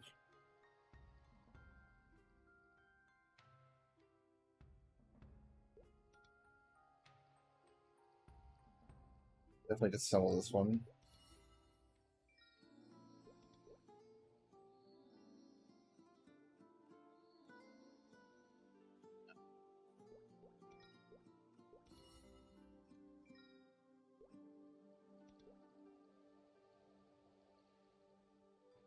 Not bad, actually. Keep the one around for now in case I need it. I should do it. I mean, I should just take apart a whole bunch of these nodes since they're not good and go for like the best ones. But let's look at other. I'm just curious what other nodes. I think we already have all the network specific ones because there are Venom Burst. Oh, we don't have Venom Burst. What do we got? One for this craft. I don't know what that is. We definitely want that specific skill. Let's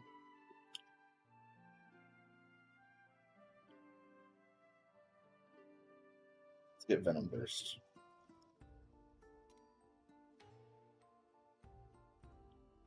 That's really good. That's a big damage hit, and it's really low cooldown. So we'll put that.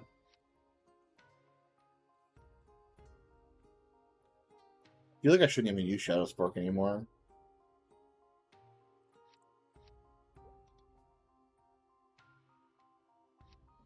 I like putting summons on X. What I see is basically worth. I mean, I guess. Yeah. Anything else I've forgotten to do?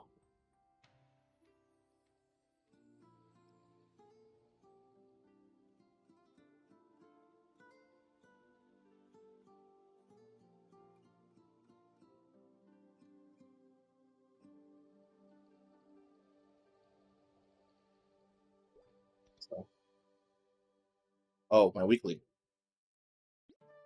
Did I get to it? I did. Let's get it. Thanks for your notes. It's pretty good. What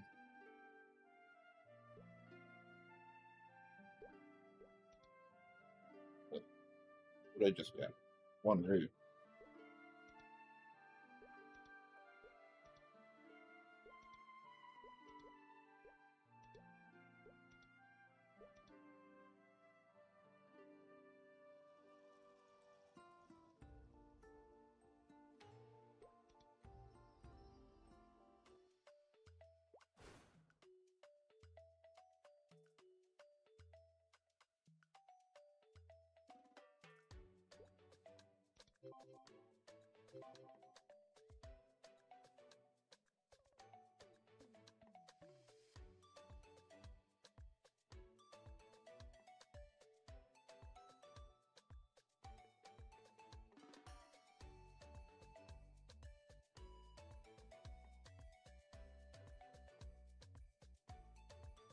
I missed the throw.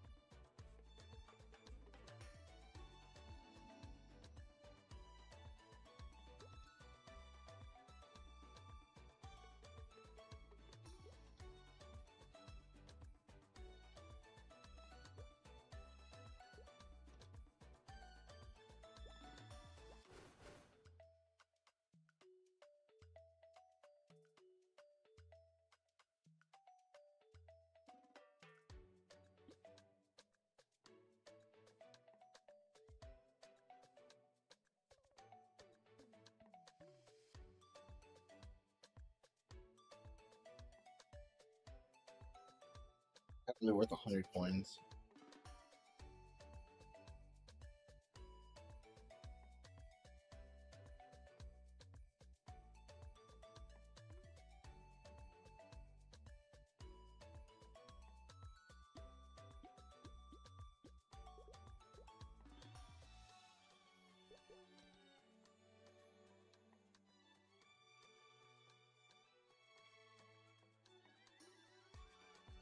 I should get this. Not sure.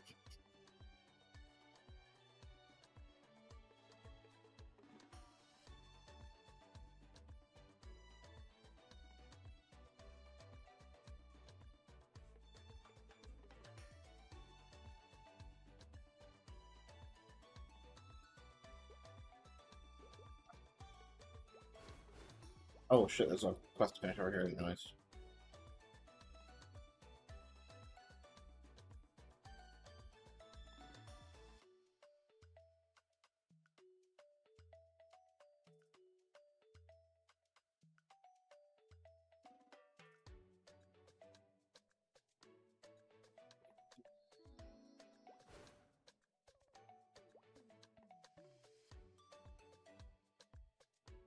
I got a lot more from that, so that's surprising. What's this cost? 15. It's not bad though. It's a pretty good upgrade, but like, I wonder if it's better to get like no crit damage.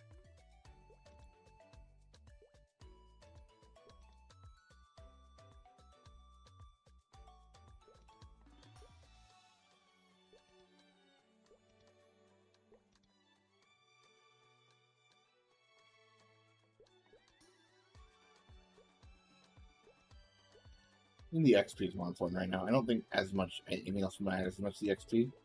I think 830. I think maxing this out is probably the best thing because if you have 15%, just a free XP bonus to all my characters forever. Wait, what is up here?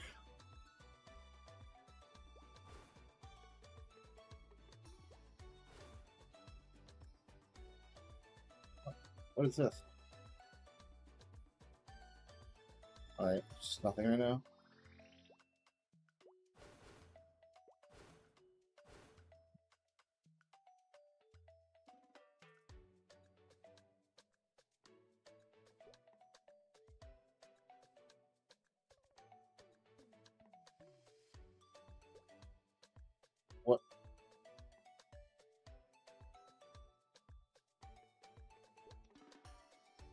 I've learned this. I've never done this before, so. What?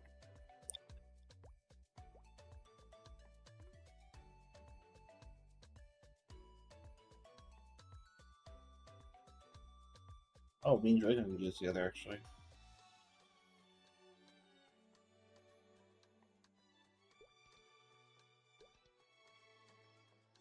No, it changes my fucking resolution of this shit. Well, you guys are gonna see a small version then. Oops.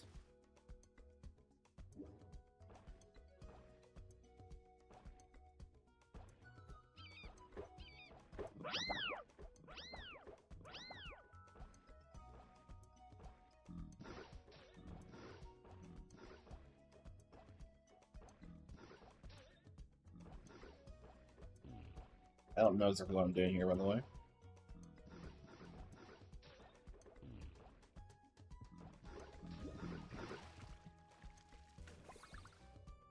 $884.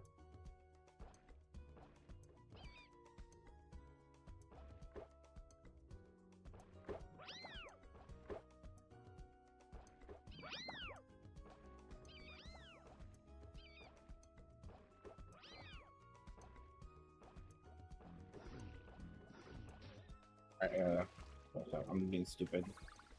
If you're having this better. Also, I get the fact that the skill keys change.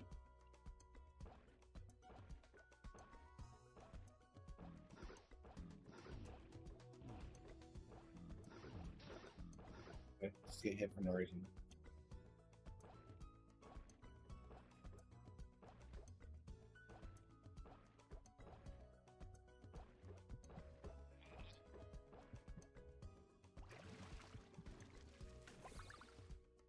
$217. Oh my gosh, how the fuck do you do this shit?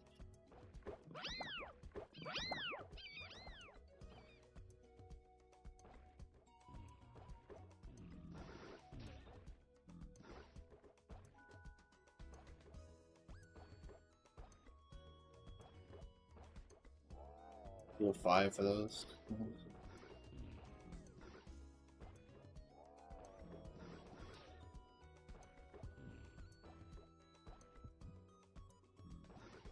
Ain't nearly enough oxygen to the depth, so you seem it's kind of meaningless.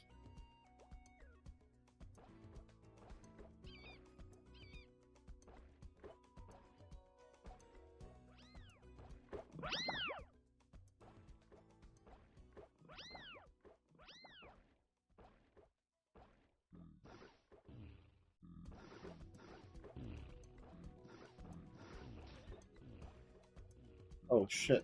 Something else happened before, okay.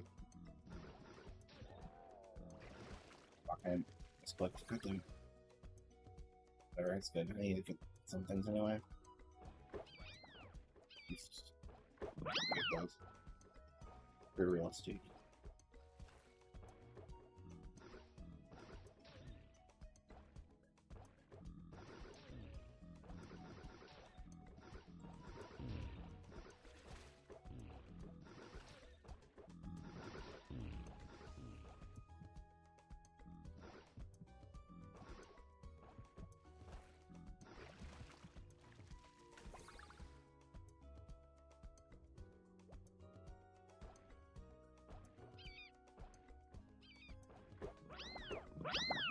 What would happen if I'm deaf right now? Would I even have these points left? That would suck for the stream, dude.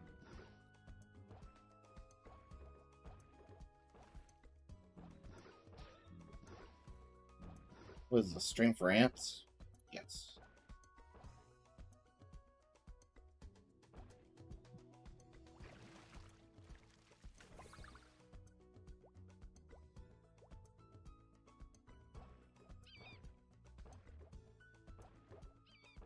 Microphone activated. Hey Drake, are you there? Yeah, what's up? There is a part of this event, the Identity event, we can do together if you'd like to at some point. Obviously if you're not level 100 yet, you can't do it, so but it's if you want to try out, we can eventually. I'm currently level 60. Fine. So, depending on how long it takes me, I guess. Are you doing the event to level you up faster? So it's 0 to 100 thing. Oh, I already did my one I could a day, which was. Oh, I didn't know you could, I didn't know you could do one a day. I thought you could do more than one a day. So It's only one a day.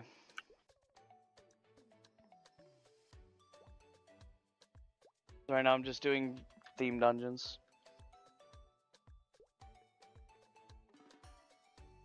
okay.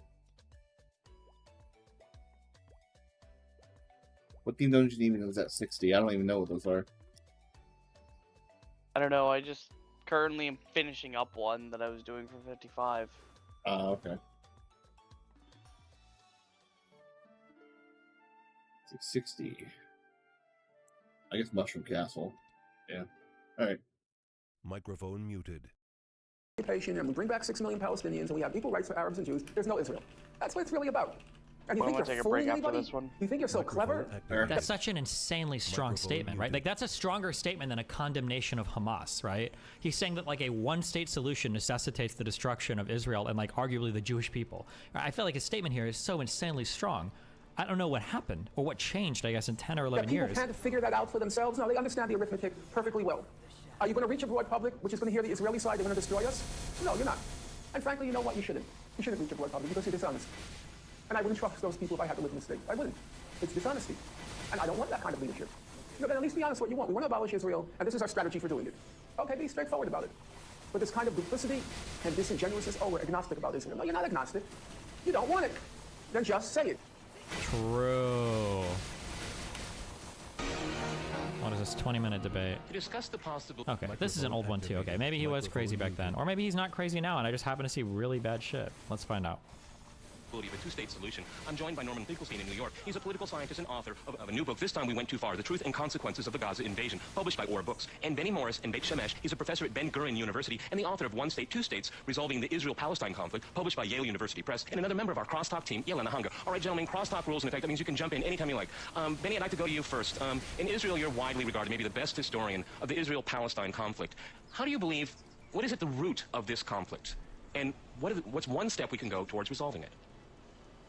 Well, at the root of the conflict, in terms of the Arabs, is the fact that the Zionists, Jews, began to settle, to return from Europe and to settle in Palestine, or the land of Israel as they called it, at the end of the 19th century and during the first half of the 20th century. The Arabs didn't want the Jews to be here. They didn't want them to establish a state here. They didn't want to share the land with them, either in a binational state or in a two-state solution. And they resisted the Zionists, and this is the root of the conflict from the Arab side. Okay, Norman, if I can go to you, is that your interpretation as well? Well, I'm more inclined to agree with what Professor Morris has written in the past. So if you open up his book, his standard history of the conflict, Righteous Victims, he says that it was, and now I'm quoting him, the fear of territorial displacement and dispossession, which was the chief motor of Arab resistance to Zionism. In a word, it was the fear that they were going to Palestinians, their fear that they were going to be dispossessed and displaced from their homeland. And then Mr. Morris went on to say in another one of his important books, he said that the idea of transfer or expulsion of the indigenous population, what we nowadays call ethnic cleansing, he said that idea was inbuilt and inevitable in Zionism. Those are his words, because he said there was no other way to turn an area which was overwhelmingly Arab into an area which was a Jewish state. And he said this transfer idea, which was inevitable and inbuilt in Zionism, he said that automatically produced resistance from the indigenous population, from the Arab population. The resistance of the Arabs to Zionism, with its inbuilt idea of expelling the indigenous population, was no different than the resistance of Native Americans in North America to the Euro-American desire. Benny Morris, I mean, I don't think they disagree here, right? I think Benny Morris, I would be surprised if Benny Morris disagreed with anything, one, because it's quoting his own books, but it feels like he's just like stating it with more, I guess, more moral gravity or whatever. Maybe Benny didn't know that he needed to give like a 2-minute answer or something. The indigenous population was no different than the resistance of Native Americans in North America to the Euro-American desire to create... Norman, you made your point, let Benny reply to that. I think Dr. Phil Finkelstein is, of course, right in quoting me, because I do actually know something about the history, but I think he's selectively quoting. I would say certainly that the Arabs in Palestine, from a certain point on, did fear some form of displacement, and in fact the change of the country in character from an Arab-Muslim territory into a at least partially Jewish territory. But this still doesn't undermine what I said before. The Arabs did not want the Jews to come here, and they resisted them. Correct, and they objected to a partition of the land between the two peoples into two states. This has been a consistent Palestinian position, that no part of Palestine should be given to the Jews as sovereign territory. 5%, 10%, 15%, 50%, none of it should belong to the Jews as a sovereign territory for the Jews. The Palestinians should have it all. Okay, Norman, do you want to reply to that, or are we going to move on? I would just say briefly two things. Number one, Professor Morris devotes quite a lot of space in his books to documenting the idea of what he called transfer. It wasn't an issue of living with the Jews. It was an issue of the Jews expelling the indigenous population from the area of Palestine where Jews intended to create a Jewish state. So there wasn't an issue here of coexistence. It was an issue of expulsion. As to whether or not the Arabs or the Palestinian Arabs have acquiesced in the idea of a two-state settlement of the conflict, I think we'll probably get to that later when we discuss solutions. Right now, I think we're looking at the history, and I'm simply quoting what Dr. Morris not only wrote, but extensively documented. Okay, Benny, go ahead, Benny. Okay, Doctor, just one sentence. I think Dr. Finkelstein is fixated on the problem of transfer and expulsion and doesn't see the wider picture. That is one element, but it's only one element in the big picture. All right, let's speed up to the present here. We did some history here. Oh, well, he should have said more there at the end of that. Except it was Dr. Morris. Except it was Dr. Morris who repeatedly said that the Zionist movement looked at the transfer, and now I'm quoting him, as the chief means for resolving the problem with the Arabs. So if he calls it the chief means, it seems to me we should focus on it. You cannot attribute Dr. Morris, I know your books quite well. You haven't understood them apparently. Dr. Morris, I know your books quite well. You wrote from the 19th. You have to know them very well. Dr. Morris, you shouldn't deny what's already in print. I'm not denying anything. You shouldn't deny what's already in print. You are distorting what I've said. Dr. Morris, anyone can turn to your thinking. One thing he's really good, Finkelstein does it a lot on this podcast too, is first of all, I'd be so curious to see one of those Destiny like timer breakdowns in this convo. I'm pretty sure Finkelstein talks like easily more than both of these guys combined.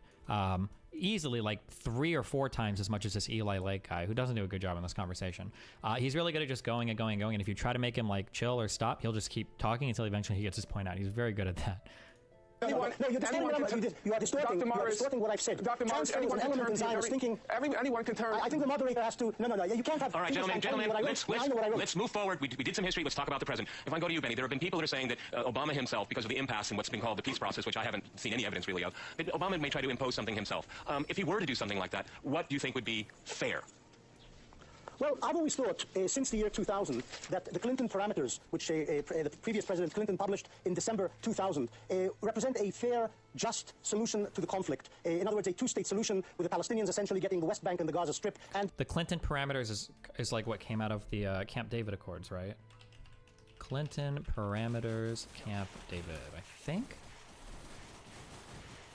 Or is that what? Or is this after the Taba? Change. Yeah, stop.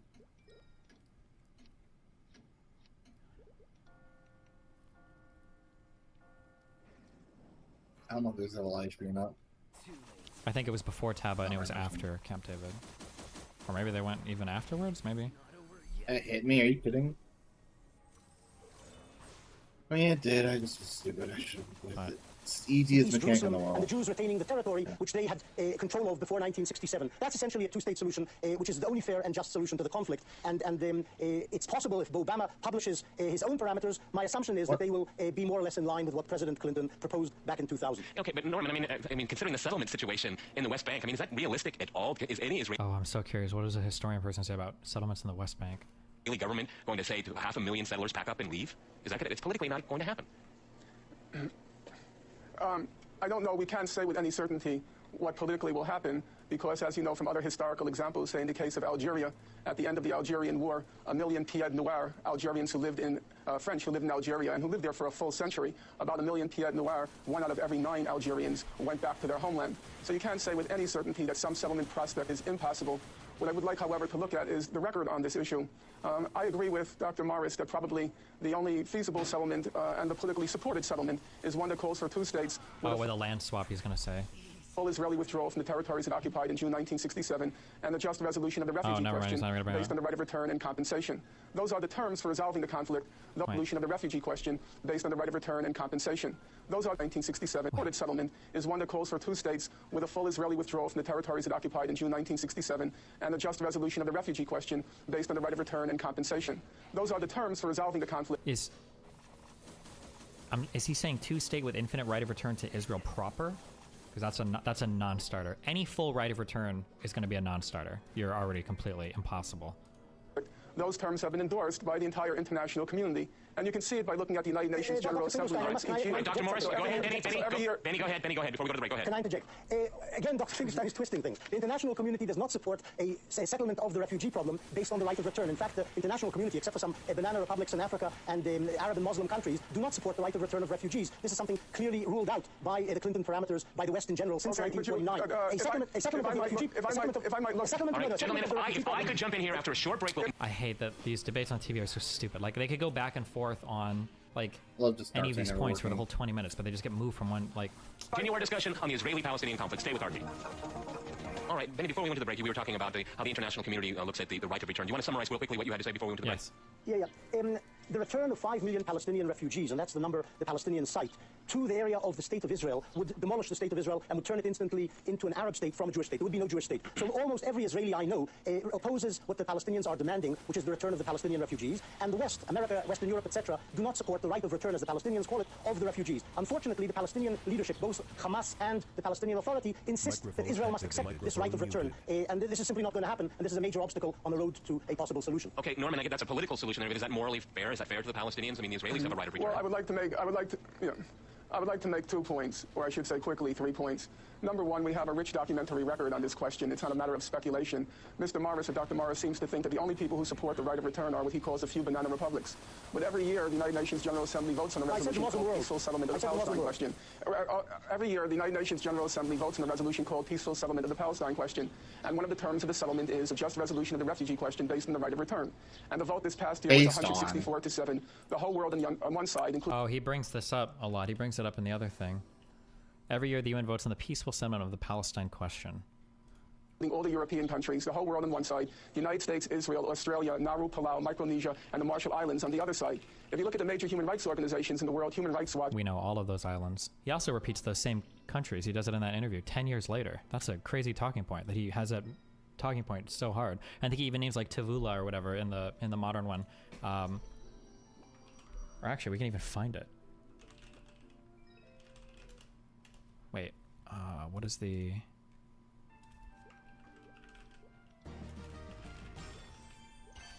He says like the exact same answer. That was the consensus of the international community. If you're interested, and I would point to your listeners, every year, the UN General Assembly votes on a resolution called Peaceful Settlement of the Palestine Question. And every year, the whole world votes on one side, namely the terms that are spelled out, Israel, the United States, and some Pacific atolls, Tuvalu, Palau, Tonga, together with the US and Israel, vote against it. That record cannot be easily effaced because it... Interesting, but... And Amnesty International, both of them produced position papers in 2000 and 2001 in which they endorsed the right of return of the Palestinian refugees and what they call succeeding generations that have maintained genuine links with the land. So I think Mr. Morris has the world topsy-turvy. It's just a few banana republics, or in this case, South Sea Islands, who don't support the Palestinian right of return. Okay. Let me just turn to a second point. Mr. Morris wears often many different... Dr. Morris often wears many different hats. So in the hat he's wearing this afternoon on this program, he's saying he supports the Clinton parameters of 2000. But let me read you some of his other hats. Mr. Morris has said that David Ben-Gurion in 1948, his big mistake, and now I'm quoting him, his big mistake was that he did... No, it's very relevant. Dr. Morris is wearing many different hats. So let's see some of your other hats, Dr. Morris. Gentlemen, let's keep moving forward. Please, gentlemen, please, let's keep moving forward. Benny Morris, I'd like to ask you a question. Peter, all right, Norman, real quick. Go ahead, because I don't want to waste all our time just talking over each other. Okay, so ask me the question you want. I don't want Finkelstein reading various quotes from various places, which have no relevance to the question at hand. Dr. Morris cannot filibuster. No, Peter, you can't allow him to filibuster. Okay, that's not right. I need clear points from both of you. Talk about the current situation. I want to talk about the Goldstone report right now. Okay, that's what we're going to talk about right now. Benny, I noticed a few days after the invasion. I don't think that's right, Peter. Peter, you're allowing him to filibuster, and I don't think that's right. Norman, we're wasting way too much time on Benny Morris instead of the subject. I want to get back to substance, gentlemen. Benny, you wrote a few days after in the New York Times that you praising the highly efficient air assault on Hamas. Okay, then we have the Goldstone that comes out, the Goldstone report, and he said Israel launched quote a deliberately disproportionate attack designed to punish, humiliate, and terrorize a civilian population. What's your opinion of that report? I think it's unbalanced. I think that any Western army facing terrorists and guerrillas who hide behind a human shield, behind civilians, inevitably will use disproportionate force and will cause civilian casualties. And this is what the Hamas also wants, because then it can project it to people like Finkelstein and Goldstone as if Israel is attacking civilians. But Israel actually quite efficiently knocked out the Hamas's infrastructure in Gaza. Civilians were killed. I don't think Israel deliberately targeted them. I don't think Goldstone is right about that. I think this is a lie in his report. It did kill civilians, but this is what happens when terrorists launch attacks on Western countries from behind civilian shields. Okay, Norman, respond, please. You wrote a book on this subject, on the Gaza war. Right. There is, as I said earlier, there's also an extensive documentary record on what happened in Gaza. More than a dozen human rights reports came out. So let's look at the record as against... Is he going to do the... Hamas has never actually used a human shield, but it was actually Israel that was ordering people to go and clear houses. I think this is a talking point I've heard from him a few times. Dr. Morris's fantasy. All the human rights organizations agreed. There is no evidence that Hamas engaged in human shielding in Gaza. However, Israeli soldiers conscript civilians to clear houses. Look at Amnesty International, its report, 22 Days of Death and Destruction, and it goes very thoroughly through the record, and it concludes there is no evidence that Hamas engaged in human shielding. Number two, no, Mr. Morris, you really have to let me talk. You can't be so rude. Number two, Dr. Morris says that Israel very effectively knocked out what he called Hamas's infrastructure. He didn't get that talking point yesterday. So let's see what that infrastructure consisted of. It consisted of direct attacks, intentional attacks in on Palestinian hospitals. It consisted of intentional Israeli attacks on 23 of 28. The Hamas leadership hid in the basement of one hospital. Dr. Morris, you have to let me speak. Peter, is this right? You're telling the listeners something which is untrue. I'm quoting... Well, I mean, Benny, to be fair, Dr. Morris. He's giving his assessment of the Goldstone report. I asked you your assessment, and I'm asking... Norman should go first, and then Benny should get to respond instead of the... Has Benny gone first every time? Norman, now. Obviously, they're different. Okay, Peter, fine.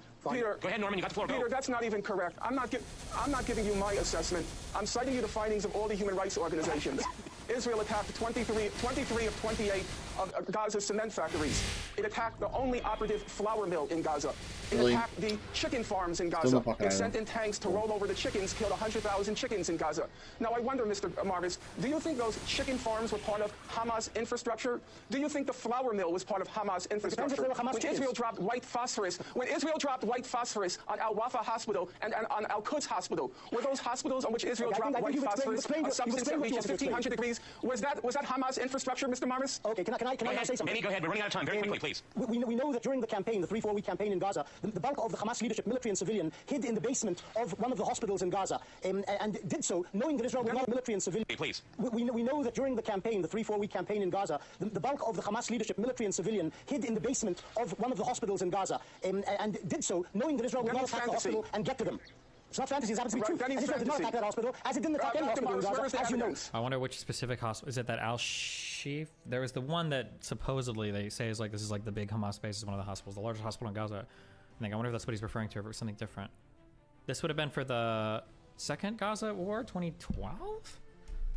If this video was 10 years old, I'm not sure. Oh no, this video is from 2010, so this probably would have been is 2008 the first Gaza war, I think? Whether Hamas done inside the chicken coops, I don't know, and you don't know either. Dr. Morris, I read all the reports. All right, gentlemen, we've run out of time. I'm afraid we didn't accomplish very much. Sorry, Norman here. Many thanks to my guests today, Norman Finkelstein and Benny Morris, and thanks to my viewers for watching us here at RT. See you next time. Remember, crosstalk rules.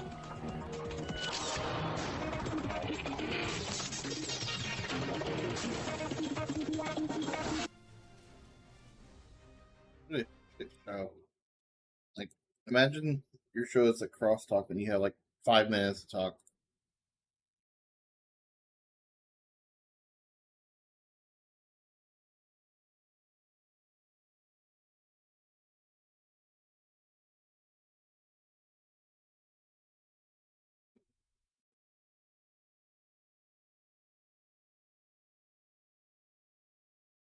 Oh.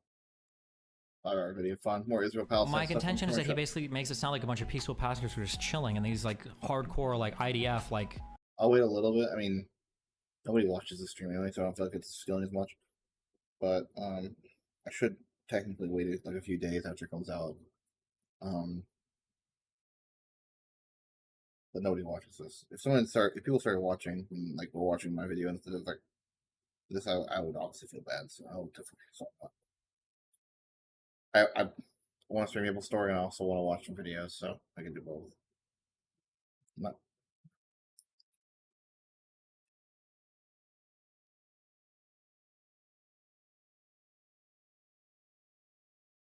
Sorry, I have a finger still hurts from earlier. It's very frustrating. Because look at all these words he's using. He's saying the official Israeli account would have it be that peaceful commandos armed only with paintball rifles were ambushed and lynched by a phalanx of radical anti-Western, machete-wielding, bloodthirsty jihadists. He's making fun of that. That is actually what it looks like happened, though. I think we have chairs and bars over here. It'll point it out. Soldiers being hit with metal poles and chairs. You can see it over here. You can see another one here. And didn't it say before this they were hitting with rubber bullets, stun grenades, and smoke grenades? Or gas or something like that? Yeah, but they were still repelled. Guy gets thrown overboard. Hello. Hi, how you doing? Pretty good. What up? Where do you want to start? Wait, what are we doing? Well, so I think I'd like to take the moment to like clarify a few things on my positions, because we didn't really get to do that when we talked the other day with Socrates and Loner Box. Gotcha. So I wrote a few of them down. So you gave a position when I was coming up here. Oh, I was listening, and you said if people said this, that would be fine, right? And you were saying if people were acknowledging the circumstances, saying this can lead to these types of things, that'd be a reasonable position, right? Yeah. That's what my position has been from the beginning. You can go to my logs chat. You can look at the day during the attack, the day after. I'm making references to 9/11, American foreign policy, the way that these can impact certain groups and situations, and affirming that I'm a two-stater. So, like, from the beginning, that's been my position. So it's been really weird to see, the Hamas-liking jokes coming out. Okay. Also, that I haven't read or provided anything. I was providing sources to you during our debate. Okay. I have not come to anything. I think the first source I was asked for during our debate was when I said that 44, I think, in the video. I said 44% of civilian structures were hit. I was wrong. It's 44% of civilian, what's it called? 44% of housing units, but civilian housing units have been either destroyed or critically damaged. And I didn't have that source for you immediately. I knew I saw it, and I'll link it in chat. Okay. And I'll link it to you. Gotcha. So the point being is that, and then Forethought does his post, we have our chat, and I think I proved pretty handily that I had read the book. So that, that didn't get retracted. Okay, wait, which book? Method and Madness, the one I told him to read. Okay. What is this? Yeah, I tried to turn around, but book by Finkelstein. Animation locked. And is this just over like 2008, 2009, or? That covers Protective Edge, Cast Lead, Brother's Keeper, and Pillar of Defense. Okay, gotcha. There were a few things in there. I mean, we don't have to litigate the whole thing, but basically saying that, like, he cites himself too much. I asked Forethought how much. He says, well, academics say 10%. I went to the numbers. It's 8.89%. He cites himself. And he even says in the preface, this is some other work that I've done, rewritten in certain cases. But everything he cited, there was a citation for. There was a hang-up on. Two, I think it was. One was when he was talking about it's the MO of the IDF to provoke responses to something so they have a justification to go to battle. It took a second to figure out which source was which referring to it, but it was cited. Forethought had a contention with the fact that Finkelstein has 2 sentences in this book, and then he cites 2 pages from his other book, but his other book, where those 2 pages are, he's condensing 2 pages of research and thought into those 2 sentences, cites it. Oh, there's no 205. Okay. He had an issue with Egypt not being brought up. I made a point that Egypt wasn't pertinent to it, and it wouldn't have changed the narrative at all of the book if they were mentioned. It's just then another checkbox of another state involved in the siege, the blockade. Gotcha. I'm curious. I just wanted to look up one quick thing. I'm just curious. Where does the sink into the sea quote come from?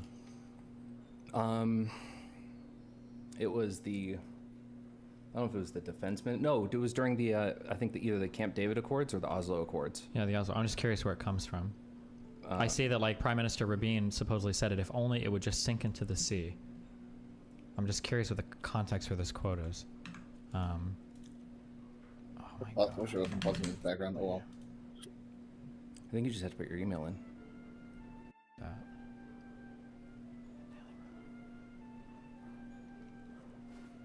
Um.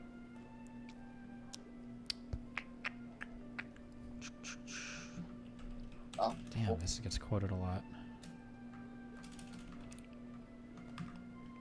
I'm sorry, I just wanted this one comment.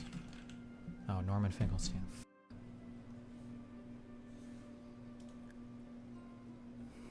Another Finkelstein.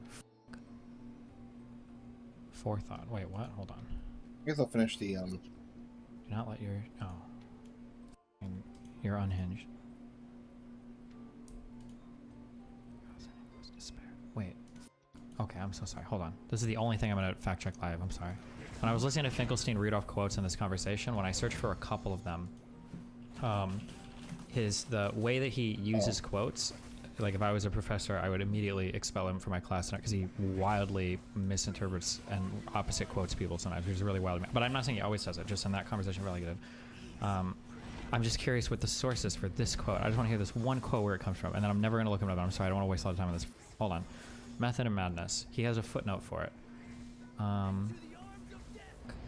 What's the quote? Oh, hold on. I've got. I wish it would just sink into the sea. Or if only it would just sink into the sea. Yeah, give me 1 second. Can somebody find this for me? I've got it. Give me a second. Amira Haas, Drinking the Sea at Gaza. Is this a book? 1 second. It's Greater Gaza? Or what is it called? It's from a book, Drinking the Sea at Gaza, Days and Nights in the Land Under Siege. Drinking the Sea at Gaza. Oh. Maps the zones of ordinary Palestinian life. Rabin. Into the sea.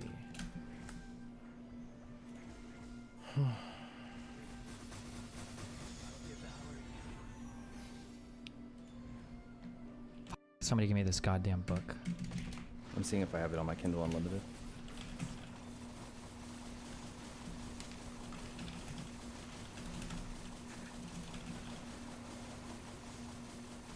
I need enough damage to this guy until we're high level, so. Oh. I'm by Belmore, I think.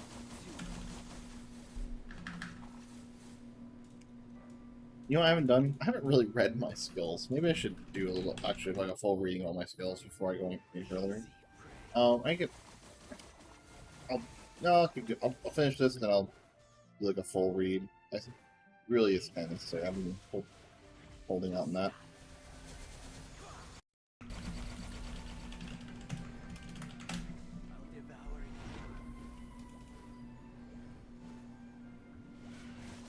Oh, what?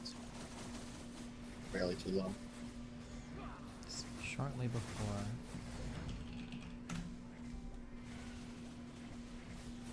Destiny. What are you quoting from? Mike, what the f are you quoting from? Why would you type that much shit in chat and not just link the source? Why would you ever do this? Oh, thank you. Jesus.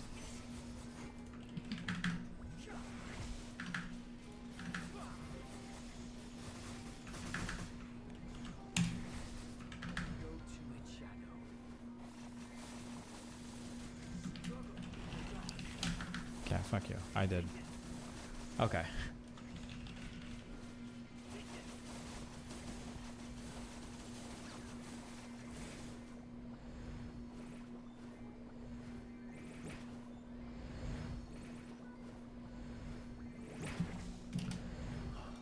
Was this the book? Or is this an excerpt from the book?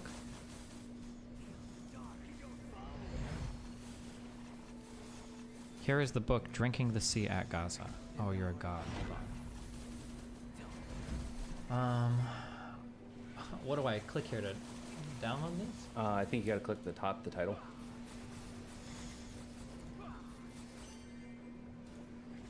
And then get at the top. I don't know about the other links, so it's the only one I know that works.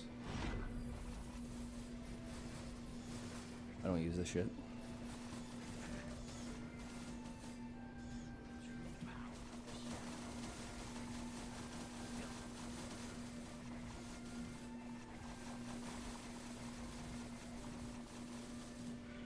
EPUB. Oh, I have a reader for this.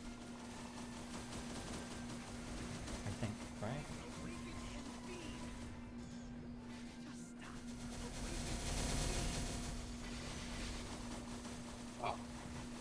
a lot of damage.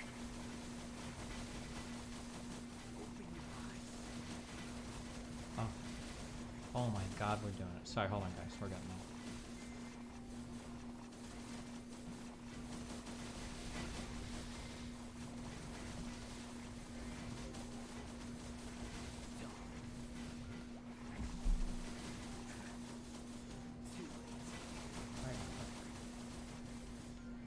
Send to device. No, just open. I just want to open this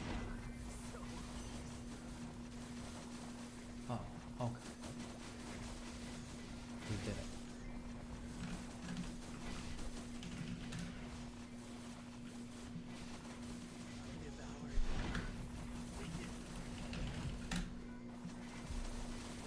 Come on, how much am I trying to get? So there we go, done. Alright, let's actually read these fucking shit and then probably take a break. Or maybe I should talk to my main. I don't know, I think I'll take a break for a little bit here. But let's read the skills. I should first use this. Well, I can definitely level up to 205 today if I really wanted to. Shit! Well, do I need 205 that or 206 that badly right now? Not really. Okay. A book doesn't say apes in his retirement stack, everybody. 4% damage per defense per stack. And it goes up to how many stacks? Stacks 2 times, so 8% more. Okay.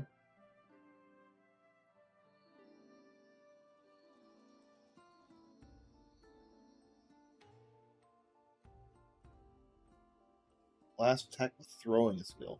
There's actually automatically for a short time. I did not have that happen.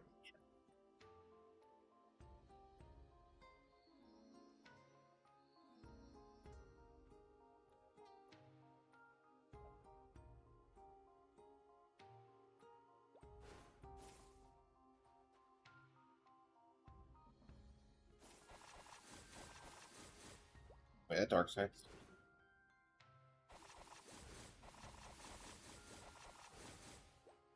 Quite dark side with that one though.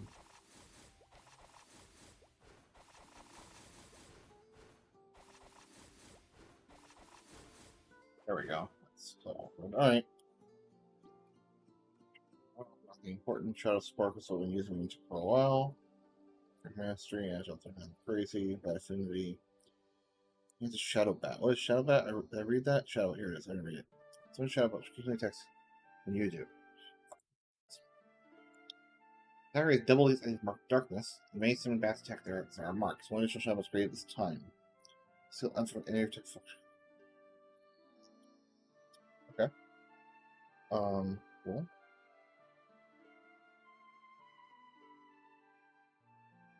It's better against normal enemies. And this is just an extra bat, extra damage, extra chance, extra market darkness, extra stacking, so 12% now. Damage over time per stack, 40%. Defense rate ignored. Defense rate ignored per mark. What is defense rate? Anyways, I guess it's IED. So it's probably instead of 4%, it's 5% perk, and now 3 stacks. So that's 15% IED.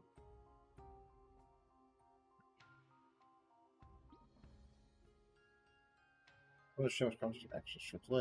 Yeah, this is 3 damage. 70% per damage. Darkness sending fail attack, yeah. Nothing else, right? Gives the attack inertia to use throwing skills even faster, increases damage currently. Obtain inertia by moving a certain distance, last step.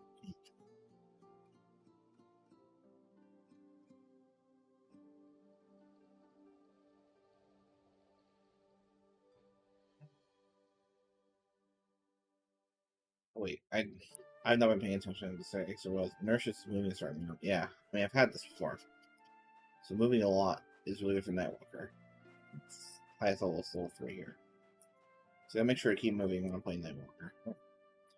Extra bat, extra balance in the bat. Every 5 gets a special one.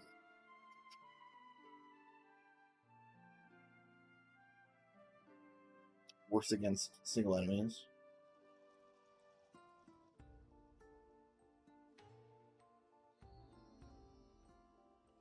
And increase this one's not 6% extra stack. So what is that? Fucking 24% IED. Yep. Okay. All things believe yeah, it's just Maple Warrior. This is just Maple Will. The Temple Star is good. Does only do attack for one. Okay. That's enemy Shadowbat and Arrow Bats are summoned for every enemy hit. Oh, that's why it's so good. Every single hit is a bat summon. Gold increase everything dark attribute attacks succeed. Shadowbat Arrow Bat. So if I were these Quintos start Dark Omen, that'd be a really good combo actually. I wasn't really paying attention to it, but yeah, if I swap between those two attacks, it'll be good. So maybe I consider swapping these two skills in my positions. Alright. Shadow Stitch is the bind. Wait, I read this a little.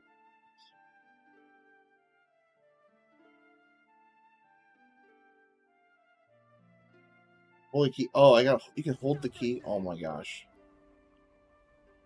Alright. I was doing this wrong. Good to know.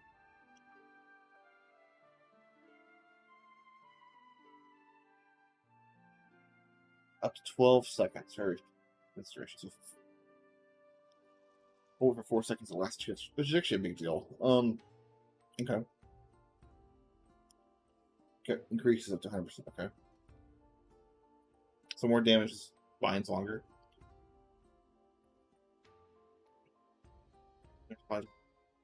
This is just better for bosses, supposedly. Okay. Bat affinity, extra bat, extra bounce. It's Ravenous Bats as well. Okay. Now you get 7% on six stacks. No. 5 stacks. This is 35% ID. Okay. Mastery. Yes.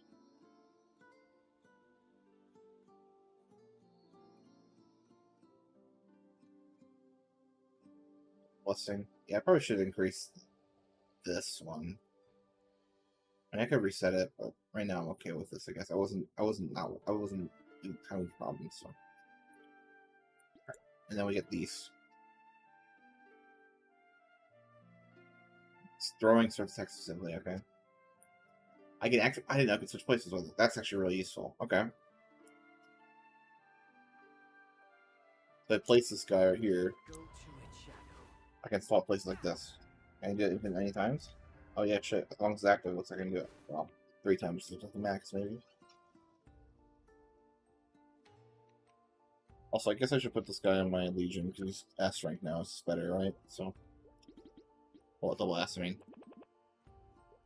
It's gonna be triple S, right? So this like has to be on the Legion.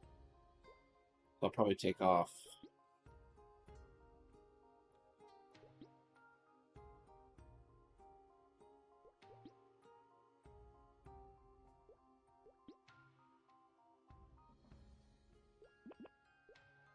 Right, probably the first one. Sorry, Ark. I'll see you later.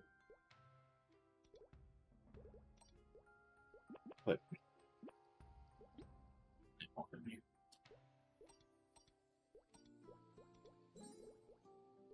what's that mean? Anyway. Okay, increase damage to storm monsters. Also, the crit damage here. I think this is bonus XP. I may consider grabbing this instead of normal damage. Also, I don't know what this is. What's IAD here?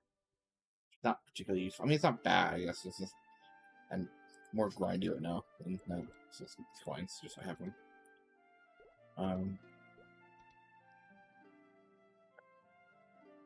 Green. Use down there to reset your current location. Oh, okay.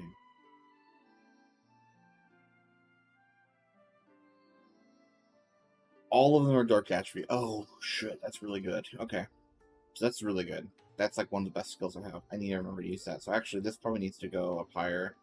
I need to remember to use that often. That's a really good skill. Venom Burst. I think I read this one already. Oh yeah, spreads the damage every time. That's really good for grinding actually. So spam Bite and then Venom Burst. Well, I guess this then Bite and Venom Burst. That's really good. Shadow Spear. Here's okay. This is just extra damage. Rapid throw. Oh, you can use this while Darksight's active, so I could be Darksight and press 5 and still be Darksight afterwards. Oh, cool. Okay.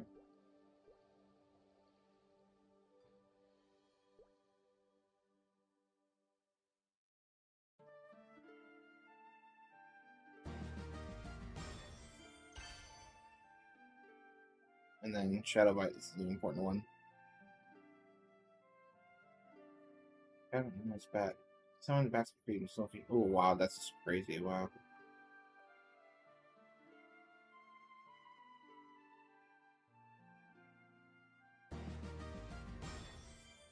Wow. That's really good. This is a sort of increase in damage for it.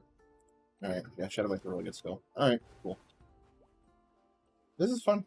I'm actually enjoying that walker a lot. I'm really happy about it so far. I'm surprised I'm happy about it. I'm gonna end stream for now. I might come back later, take a break.